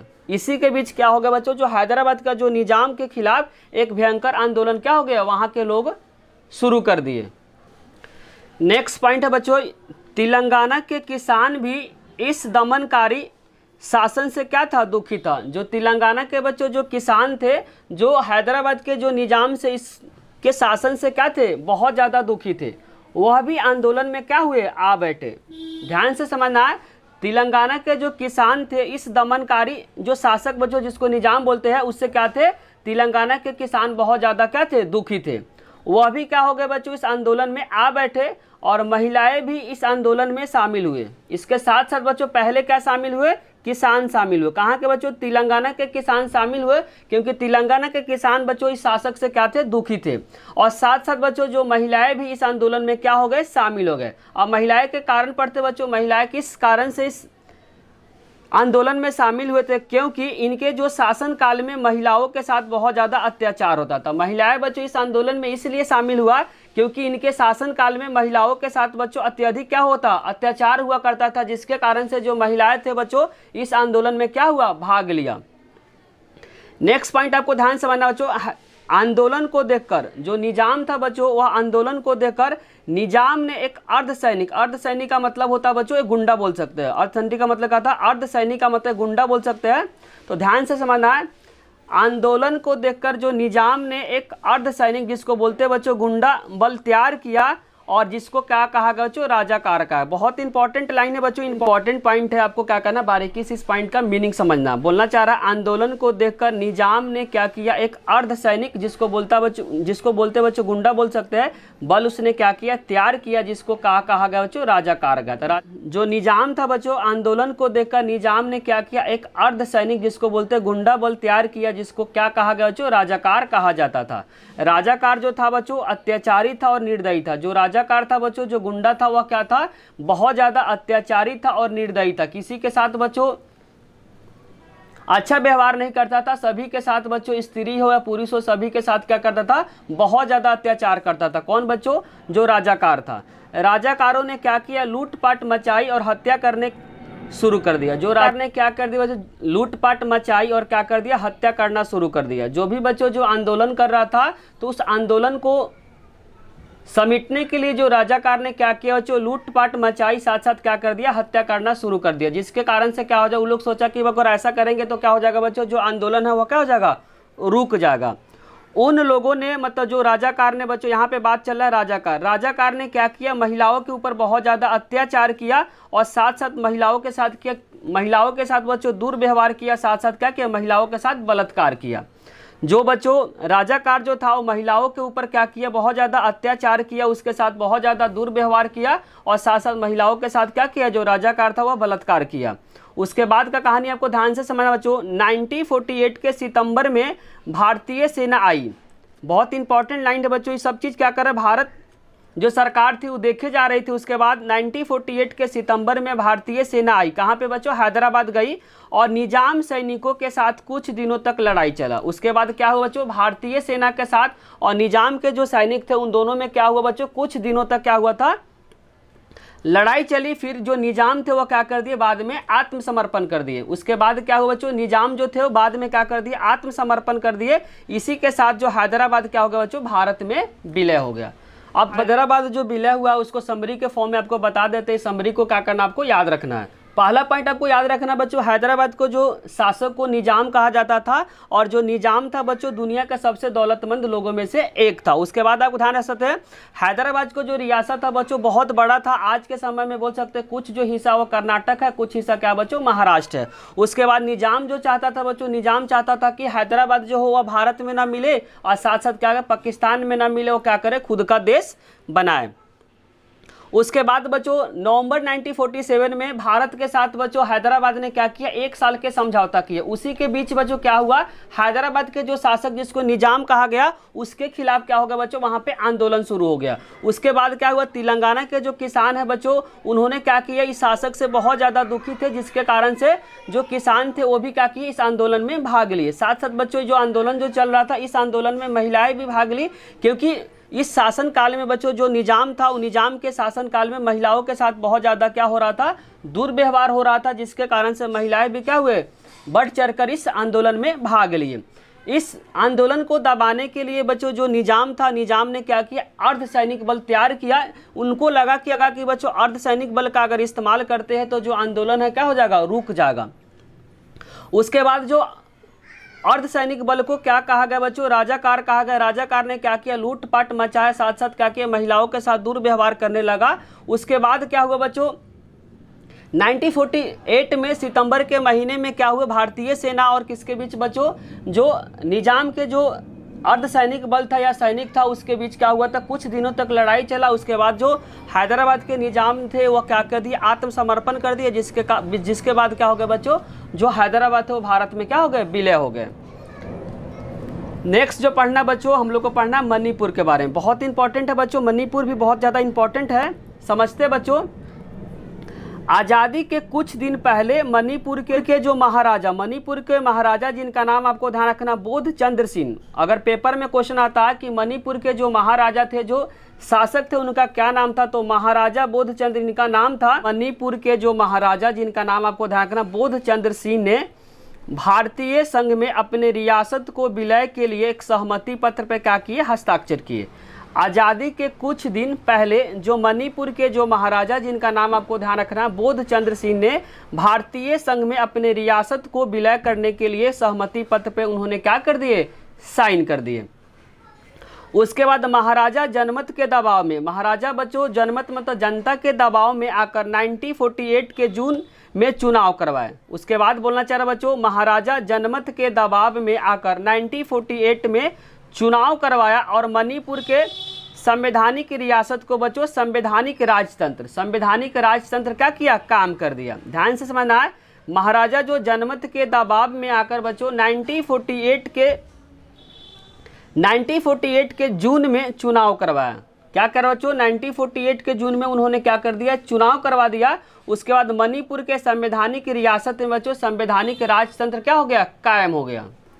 नेक्स्ट पॉइंट है बच्चों, सार्वभौम वयस्क मताधिकार के सिद्धांत को अपनाने वाला भारत का पहला जो राज्य था बच्चों मणिपुर था।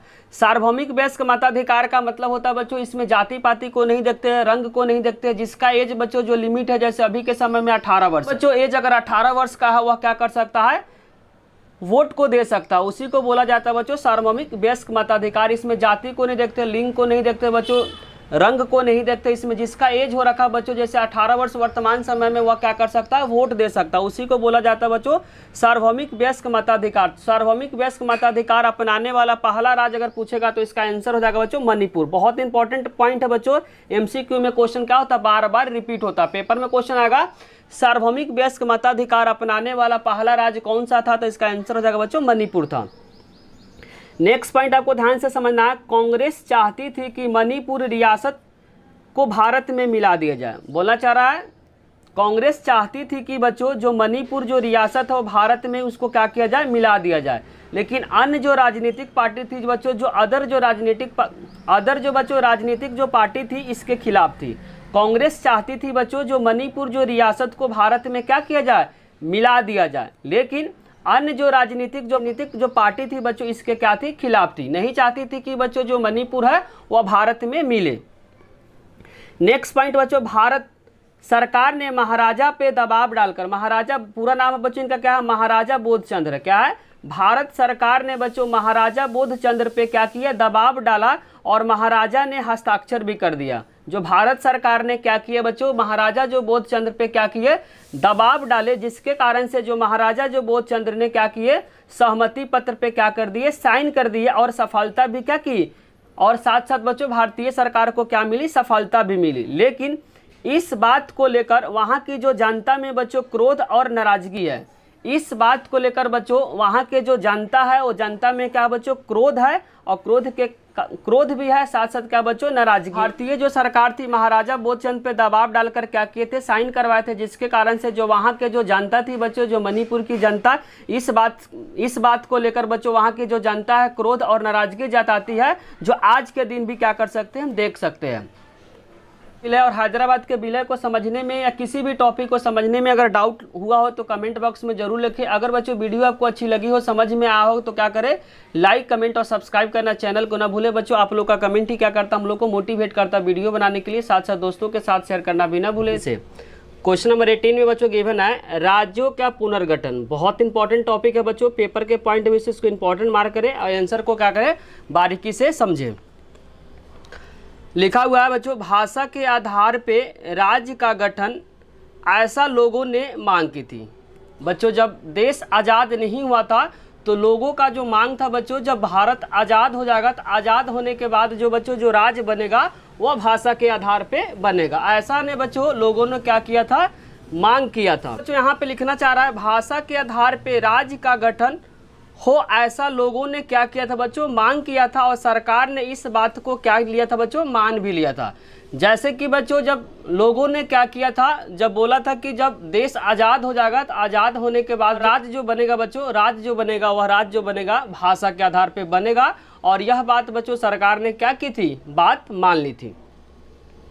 सन 1920 में कांग्रेस के नागपुर अधिवेशन, बहुत इंपॉर्टेंट है बच्चों एमसीक्यू के लिए, लिखा हुआ सन 1920 में कांग्रेस के नागपुर अधिवेशन में, इसके बाद राष्ट्रीय कांग्रेस ने भी इस बात का सिद्धांत को क्या किया, मान लिया था। पेपर में क्वेश्चन आएगा बच्चों किस अधिवेशन में यह बात हुआ था कि जो देश आज़ाद हो जाएगा तो आज़ाद होने के बाद जो बच्चों जो राज्य बनेगा वह भाषा के आधार पे बनेगा। कौन से कांग्रेस अधिवेशन बच्चों, तो नागपुर अधिवेशन। कब हुआ था नागपुर अधिवेशन, 1920 में।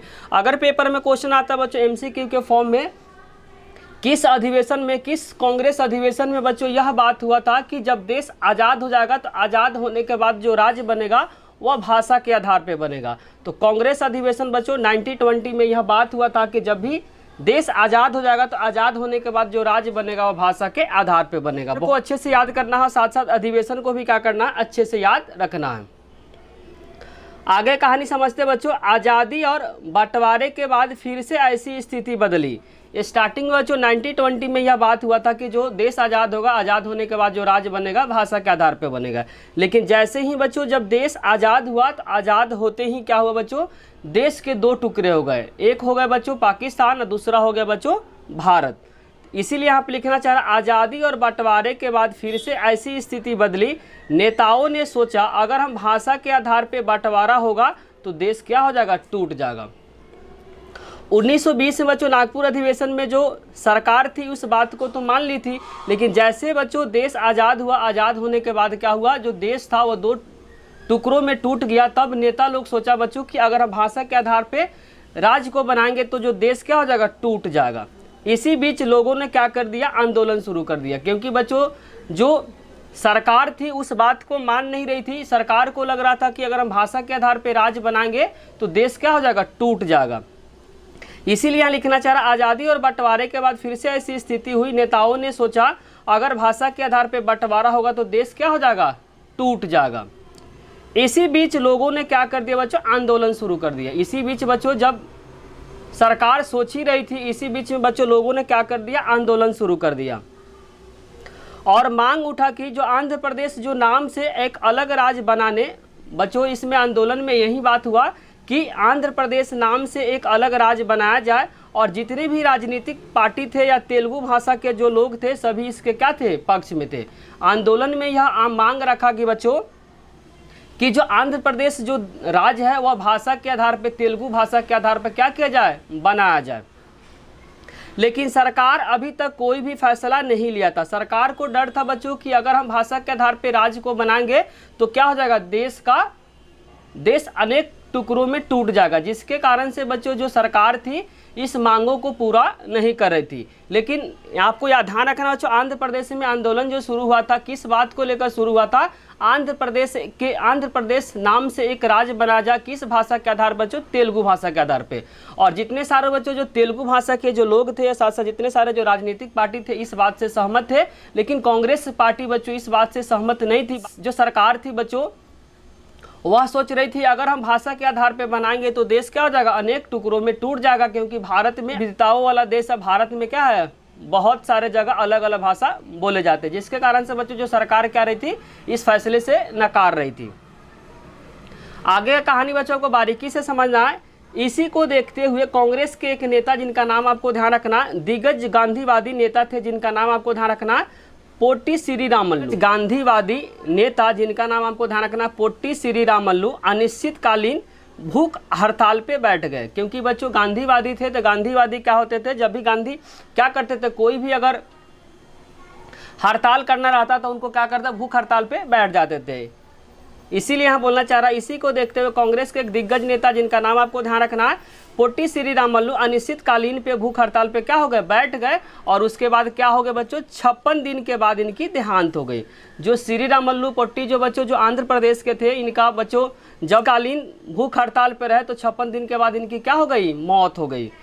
इससे आंध्र प्रदेश में जगह जगह क्या हो गई बच्चों, हिंसा होने लगी और अनेक विधायक ने बच्चों इस्तीफा देकर विरोध किया। जैसे कि बच्चों जो श्रीरामुलु जो पोट्टी थे जब मर गए, मरने के बाद बच्चों जो आंध्र प्रदेश में क्या हुआ, जगह जगह हिंसा होने लगे। मद्रास के बच्चों बहुत ऐसे जो विधायक थे उन्होंने क्या कर दिया, इस्तीफा दे दिया और क्या करने लगे, विरोध करने लगे। आखिरकार बच्चों 1952 के दिसंबर में प्रधानमंत्री ने आंध्र प्रदेश को लेकर प्रदेश नाम से अलग राज्य बनाने की घोषणा की। फिर इसी को देखते हुए दूसरे राज्यों ने भी भाषा के आधार पे राज्य हो इसका क्या कर दिया बच्चों, मांग शुरू कर दिया। जैसे ही बच्चों भारतीय सरकार आंध्र प्रदेश को लेकर अलग राज्य जब बनाने की मांग को मान लिया तो दूसरे राज्य भी क्या करने लगे बच्चों, वो लोग भी बोलने लगे भाषा के आधार पे मुझे भी राज्य चाहिए। जिसको लेकर बच्चों जो सरकार थी 1953 में राज्य पुनर्गठन आयोग बनाया। 1953 में राज्य पुनर्गठन आयोग को बनाया गया। इसी को देखते हुए बच्चों सरकार ने राज्य पुनर्गठन आयोग को बनाया गया। तो पेपर में क्वेश्चन आता है, राज्य पुनर्गठन आयोग की स्थापना कब हुआ था बच्चों, 1953 में हुआ था। इसका काम क्या था, इसका काम यह था कि वहाँ की भाषाओं के अनुसार राज्य का गठन होना चाहिए। इसका जो काम था बच्चों, राज्य पुनर्गठन आयोग का जो काम था वहाँ की भाषाओं के अनुसार क्या होना चाहिए बच्चों, राज्य का गठन होना चाहिए। नेक्स्ट पॉइंट, इस राज्य पुनर्गठन आयोग के आधार पे 1956 में राज्य पुनर्गठन अधिनियम, यहाँ पे बच्चों अधिनियम हुआ, यहाँ पे क्या आयोग अगर पूछेगा तो 53 में बना था, जबकि जो अधिनियम जो पारित हुआ बच्चों 1956 में पारित हुआ था। इसी के आधार पे बच्चों 14 राज्य बने और 6 क्या बने, केंद्र प्रशासित प्रदेश को बनाया गया। पेपर में क्वेश्चन आता है बच्चों 1956 में बच्चों जो पुनर्गठन अधिनियम जो बना उसके आधार पर भारत में कितने राज्य बने और कितने केंद्र प्रशासित प्रदेश को बनाया गया। तो इसका आंसर हो जाएगा बच्चों 14 जो राज्य बने गए थे, कितना बने बच्चों, 14 राज्य बने और साथ साथ 6 केंद्र प्रशासित प्रदेश को बनाया गया। अब इस क्वेश्चन को बच्चों समराइज कर देते हैं कि इस क्वेश्चन में था क्या बच्चों। राज्य पुनर्गठन का फिर से एक रिकॉल कर देते हैं, समराइज कर देते हैं बच्चों। जब अपना देश आज़ाद नहीं हुआ था तो लोगों का मांग था कि जब अपना भारत देश आज़ाद हो जाएगा तो आज़ाद होने के बाद जो राज्य बनेगा बच्चों, वह राज्य बनेगा भाषा के आधार पे। यह बात सरकार ने क्या की, मान ली। और कांग्रेस का अधिवेशन बच्चों 1920 में हुआ था। इसमें यही बात हुआ था कि जब अपना देश आज़ाद होगा तो आज़ाद होने के बाद जो राज्य बनेगा बच्चों वो भाषा के आधार पे बनेगा। लेकिन जैसे ही बच्चों अपना देश जब आज़ाद हुआ, आज़ाद होने के बाद क्या हुआ, देश दो टुकड़ों में बंट गया, भारत और पाकिस्तान। जिसको लेकर बच्चों जो सरकार थी, सरकार को लगा कि अगर हम भाषा के आधार पे राज्य को बनाएंगे तो राज्य बनाने से बच्चों जो देश होगा बहुत सारे टुकड़ों में टूट जाएगा। अभी सरकार इस बात को सोच ही रही थी तो आंध्र प्रदेश में बच्चों तेलुगु भाषा को लेकर वहाँ पे क्या होने लगा बच्चों, मांग शुरुआत हो गया। और उसके एक नेता थे बच्चों, आपको ध्यान रखना, गांधीवादी नेता जिनका नाम था श्री रामल्लु पोटी। उन्होंने क्या कर दिया बच्चों, भूख हड़ताल पे अनिश्चितकालीन पे बैठ गया, जिसके कारण से 56 दिन तक रहे। उसके बाद उनकी मौत हो गई। उसके बाद आंध्र प्रदेश में बच्चों क्या हो गया, आंध्र प्रदेश में अलग अलग जगहों पे हिंसा होने लगा। और मद्रास के बहुत सारे जो विधायक थे अपने पोस्ट से क्या कर दिए, रिटायर हो गए, इस्तीफा दे दिए। उसके बाद अलग अलग बच्चों विद्रोह होने लगा, जिसके कारण से 1953 में बच्चों जो सरकार थी आंध्र प्रदेश, जो तेलुगु भाषा को लेकर जो मांग थी राज्य बनाने के लिए, वह भारतीय सरकार ने क्या किया, मान लिया। जिसके कारण से अलग जो राज्य थे बच्चों, अलग भाषा बोलने वाले थे, वो भी मांग करने लगे मुझे भी क्या होना चाहिए, भाषा के आधार पे अलग राज्य बना दिया जाए। जिसके कारण से सरकार ने बच्चों 1953 में क्या बनाया, राज्य पुनर्गठन आयोग बनाया। राज्य पुनर्गठन आयोग का जो काम है बच्चों, भाषा के आधार पे क्या करना, राज्य को बनाना। उसके बाद बच्चों 1956 में राज्य पुनर्गठन अधिनियम को बनाया गया, पारित किया गया। जिसके वजह से बच्चों जब पारित किया गया 1956 बच्चों राज्य पुनर्गठन अधिनियम जब पारित किया तो उसके तहत बच्चों 14 भारत में राज्य बने और 6 क्या बने, केंद्र प्रशासित राज्य बने। अगर बच्चों समझने में किसी प्रकार का डाउट हुआ तो कमेंट बॉक्स में जरूर लिखें। टॉपिक है राज्य पुनर्गठन, अगर इसको समझने में किसी भी प्रकार का डाउट हुआ तो कमेंट बॉक्स में जरूर लिखें। अगर बच्चों आपको समझ में आए तो वीडियो को लाइक, कमेंट और सब्सक्राइब करना, चैनल को ना भूलें। अब हम लोग पढ़ेंगे नेक्स्ट क्वेश्चन बच्चों, क्वेश्चन नंबर 19। क्वेश्चन नंबर 19 में है बच्चों पोटी श्री रामल्लु के बारे में पढ़ना है। इनका जो जन्म हुआ था बच्चों 1901 में जन्म हुआ था। 1953 में बच्चों अनिश्चितकालीन भूख हड़ताल के दौरान इनकी क्या हो गई थी, मौत हो गई थी। पोटी श्री रामल्लु कौन थे बच्चों, तो ध्यान रखना गांधीवादी कार्यकर्ता थे। गांधीवादी क्या थे बच्चों, कार्यकर्ता थे। और सरकारी नौकरी इन्होंने क्या कर दिया था, छोड़ दिया था। इनके पास बच्चों सरकारी नौकरी थी तो सरकारी नौकरी इन्होंने क्या कर दिया, छोड़ दिया। जब बच्चों नमक सत्याग्रह में भाग लेने के लिए, जब बच्चों नमक सत्याग्रह जब हो रहा था 1930 में, इसमें क्या किए बच्चों, इन्होंने भाग लिए। मद्रास प्रांत के मंदिरों में दलितों के लिए खोल दिए जाने के लिए इसको लेकर बच्चों उपवास पर बैठे थे। वहाँ पे बच्चों मद्रास में मंदिरों में बच्चों दलितों को नहीं जाने दिया जाता था, जिसके कारण से बच्चों श्री रामल्लु पोटी थे, उन्होंने क्या किए, भूख हड़ताल पर बैठे। उसके बाद से बच्चों मद्रास में जो दलित थे उनके बाद उसको क्या करे, मंदिरों में जाने का परमिशन मिल गया। उसके बाद आपको नेक्स्ट पॉइंट ध्यान समझना, इन्होंने 19 अक्टूबर 1952 में आंध्र प्रदेश नाम से अलग राज्य बनाने की मांग की। आपको डेट को याद रखना बच्चों, डेट बहुत इंपॉर्टेंट है। इन्होंने कब मांग की थी बच्चों, तेलुगु भाषा को लेकर। भाषा पूछेगा तो आपको ध्यान रखना, तेलुगु भाषा है, क्या भाषा बच्चों, तेलुगु भाषा को लेकर इन्होंने क्या किया था, 19 अक्टूबर 1952 को आंध्र प्रदेश नाम से एक अलग राज्य बनाने की इन्होंने क्या किया, मांग किया। उसके बाद 15 दिसंबर 1952 को अनशन के दौरान, बच्चों अनशन का मतलब यहाँ पे हुआ वो खाना नहीं खाते थे अनिश्चितकालीन, जिसके कारण से बच्चों 56 दिन के बाद, दिन अगर पूछेगा तो 56 दिन आपको ध्यान रखना, 56 दिन के बाद इनकी क्या हो गई, मृत्यु हो गई। इतने सारे पॉइंट बच्चों आपको श्री रामल्लु पोटी के बारे में क्या करना है, पढ़ना है। नेक्स्ट क्वेश्चन बच्चों, क्वेश्चन नंबर 20 जिसमें लिखा हुआ भाषा के आधार पे सभी राज्यों को नहीं बनाया गया। भाषा के आधार पर जितने सारे जो राज्य है बच्चों, सभी राज्यों को भाषा के आधार पे नहीं बनाया गया, इसके बारे में क्या करना, पढ़ना है। जैसे कि बच्चों बम्बई से क्या क्या बना, 2 भाषा बोलने वाले। तो बम्बई में बच्चों 2 तरह के भाषा बोलने वाले थे, एक थे बच्चों मराठी, एक क्या थे, मराठी, दूसरे था बच्चों गुजराती। आपको ध्यान से समझना बच्चों, जैसे कि जो बम्बई हो गया, बम्बई में 2 भाषा बोलने वाले लोग थे। पहला जो लोग थे बच्चों उनको बोला गया मराठी, दूसरा क्या था बच्चों, गुजराती। एक जन आंदोलन के बाद 1960 में महाराष्ट्र और गुजरात बच्चों दोनों बम्बई से अलग हो गए। एक बच्चों जन आंदोलन के दौरान बच्चों बम्बई से दो राज्य बने। कौन कौन से बच्चों? महाराष्ट्र बने और गुजरात बने। अगर पेपर में क्वेश्चन आएगा कब बने तो 1960 में बने। तो ध्यान रखना बच्चों, बम्बई से दो राज्य बने। बम्बई से कितने राज्य बने बच्चों? दो राज्य बने। पहला राज्य जो बना बच्चों उसका नाम है गुजरात। क्या नाम है? गुजरात। और दूसरा का नाम आपको ध्यान रखना बच्चों महाराष्ट्र। क्या नाम है? महाराष्ट्र। कब बने? अगर पेपर में पूछा कब बने तो 1960 में बने। जितने सारे जो राज्य बच्चों सभी राज्यों को भाषा के आधार पे नहीं बनाया गया। जैसे कि बम्बई एग्जाम्पल से समझ सकते हैं। जैसे कि बम्बई है, बम्बई यहाँ पे बच्चों दो भाषा बोलने वाले लोग थे। पहला है मराठी, दूसरा बच्चों गुजराती। लेकिन एक जन आंदोलन के दौरान बच्चों 1960 में बम्बई से दोनों अलग हो गए। पहला बच्चों महाराष्ट्र में कौन सी भाषा बोली जाती है बच्चों? मराठी बोली जाती है, जबकि गुजरात में गुजराती बोली जाती है।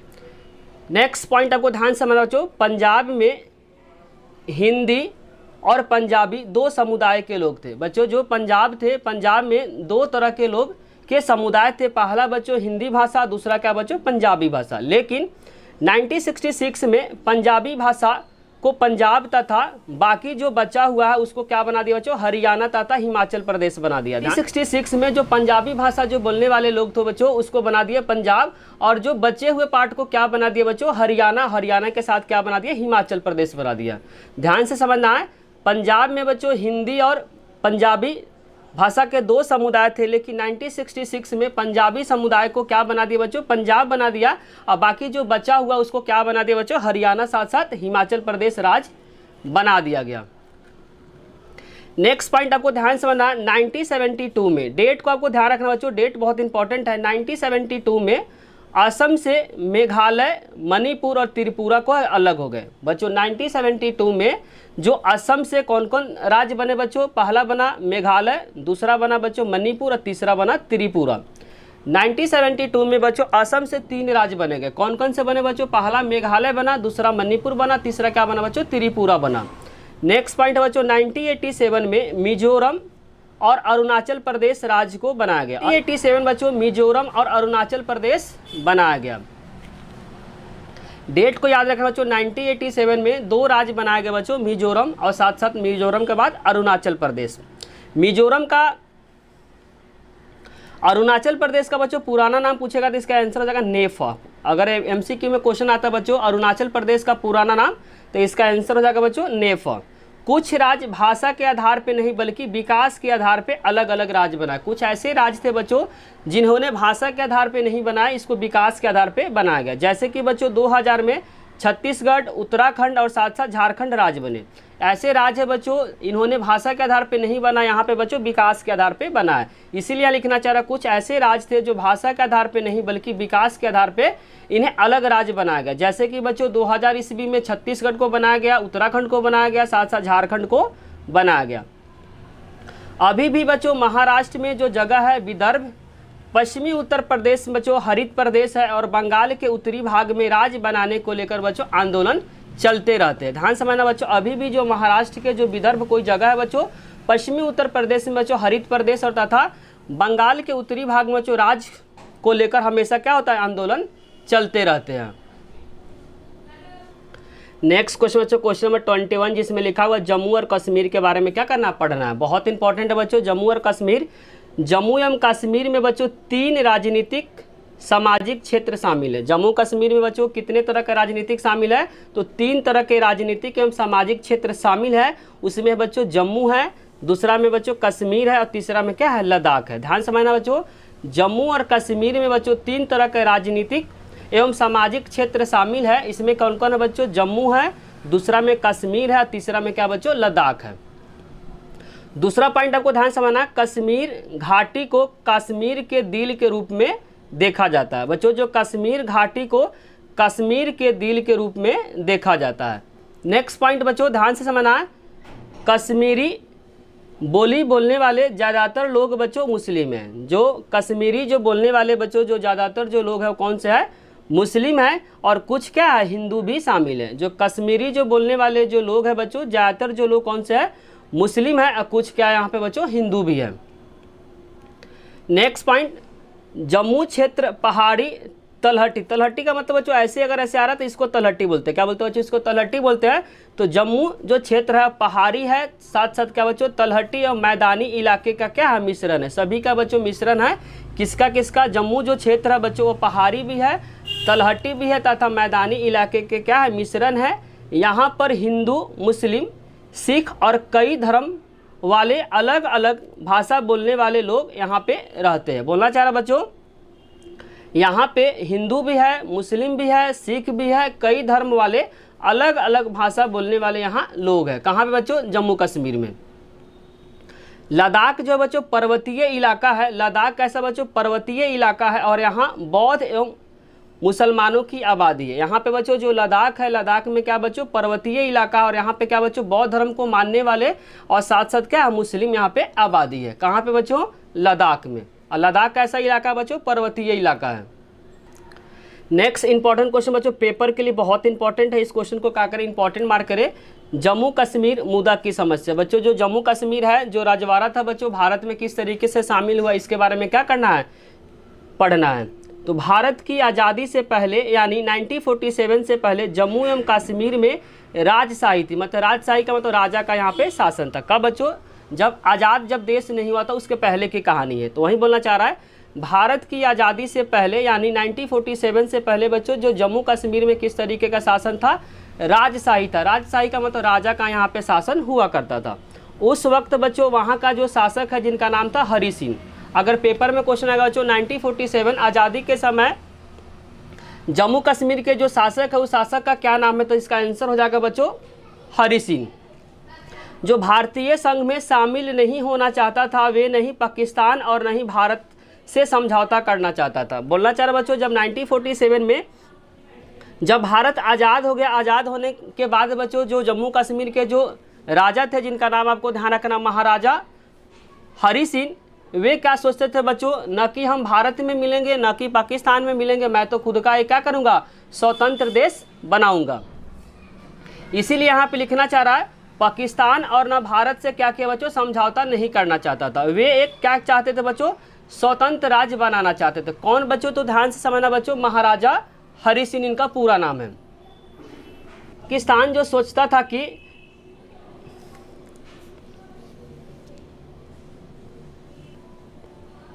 पाकिस्तान का ऐसा सोच था कि जो कश्मीर पाकिस्तान में मिलेगा। जो पाकिस्तान था बच्चों ऐसा सोचता था कि जो जम्मू कश्मीर है वह किस में मिलेगा? वह मिलेगा बच्चों पाकिस्तान में। क्योंकि रीजन जानता था वहाँ मुस्लिम आबादी ज़्यादा है। वे लोग सोचता था बच्चों जो पाकिस्तान वाले सोचते थे कि जो जम्मू कश्मीर है बच्चों वह क्या मिलेगा? पाकिस्तान में मिलेगा, क्योंकि वहाँ पे जम्मू कश्मीर में बच्चों मुस्लिम की आबादी ज़्यादा है, जिसके कारण से बच्चों जो पाकिस्तान सोचता था कि जम्मू कश्मीर क्या होगा भारत में नहीं मिलेगा, वह मिलेगा बच्चों किस में? पाकिस्तान में, क्योंकि जम्मू कश्मीर में बच्चों मुस्लिम की आबादी क्या है? ज़्यादा है। जबकि यहाँ पर जो लोग थे बच्चों पहले अपने आप को काश्मीरी और बाद में क्या समझते थे? मुस्लिम समझते थे। जबकि यहाँ के जो लोग थे बच्चों पहले क्या समझते थे? काश्मीरी समझते थे और बाद में अपने आप को क्या समझते थे?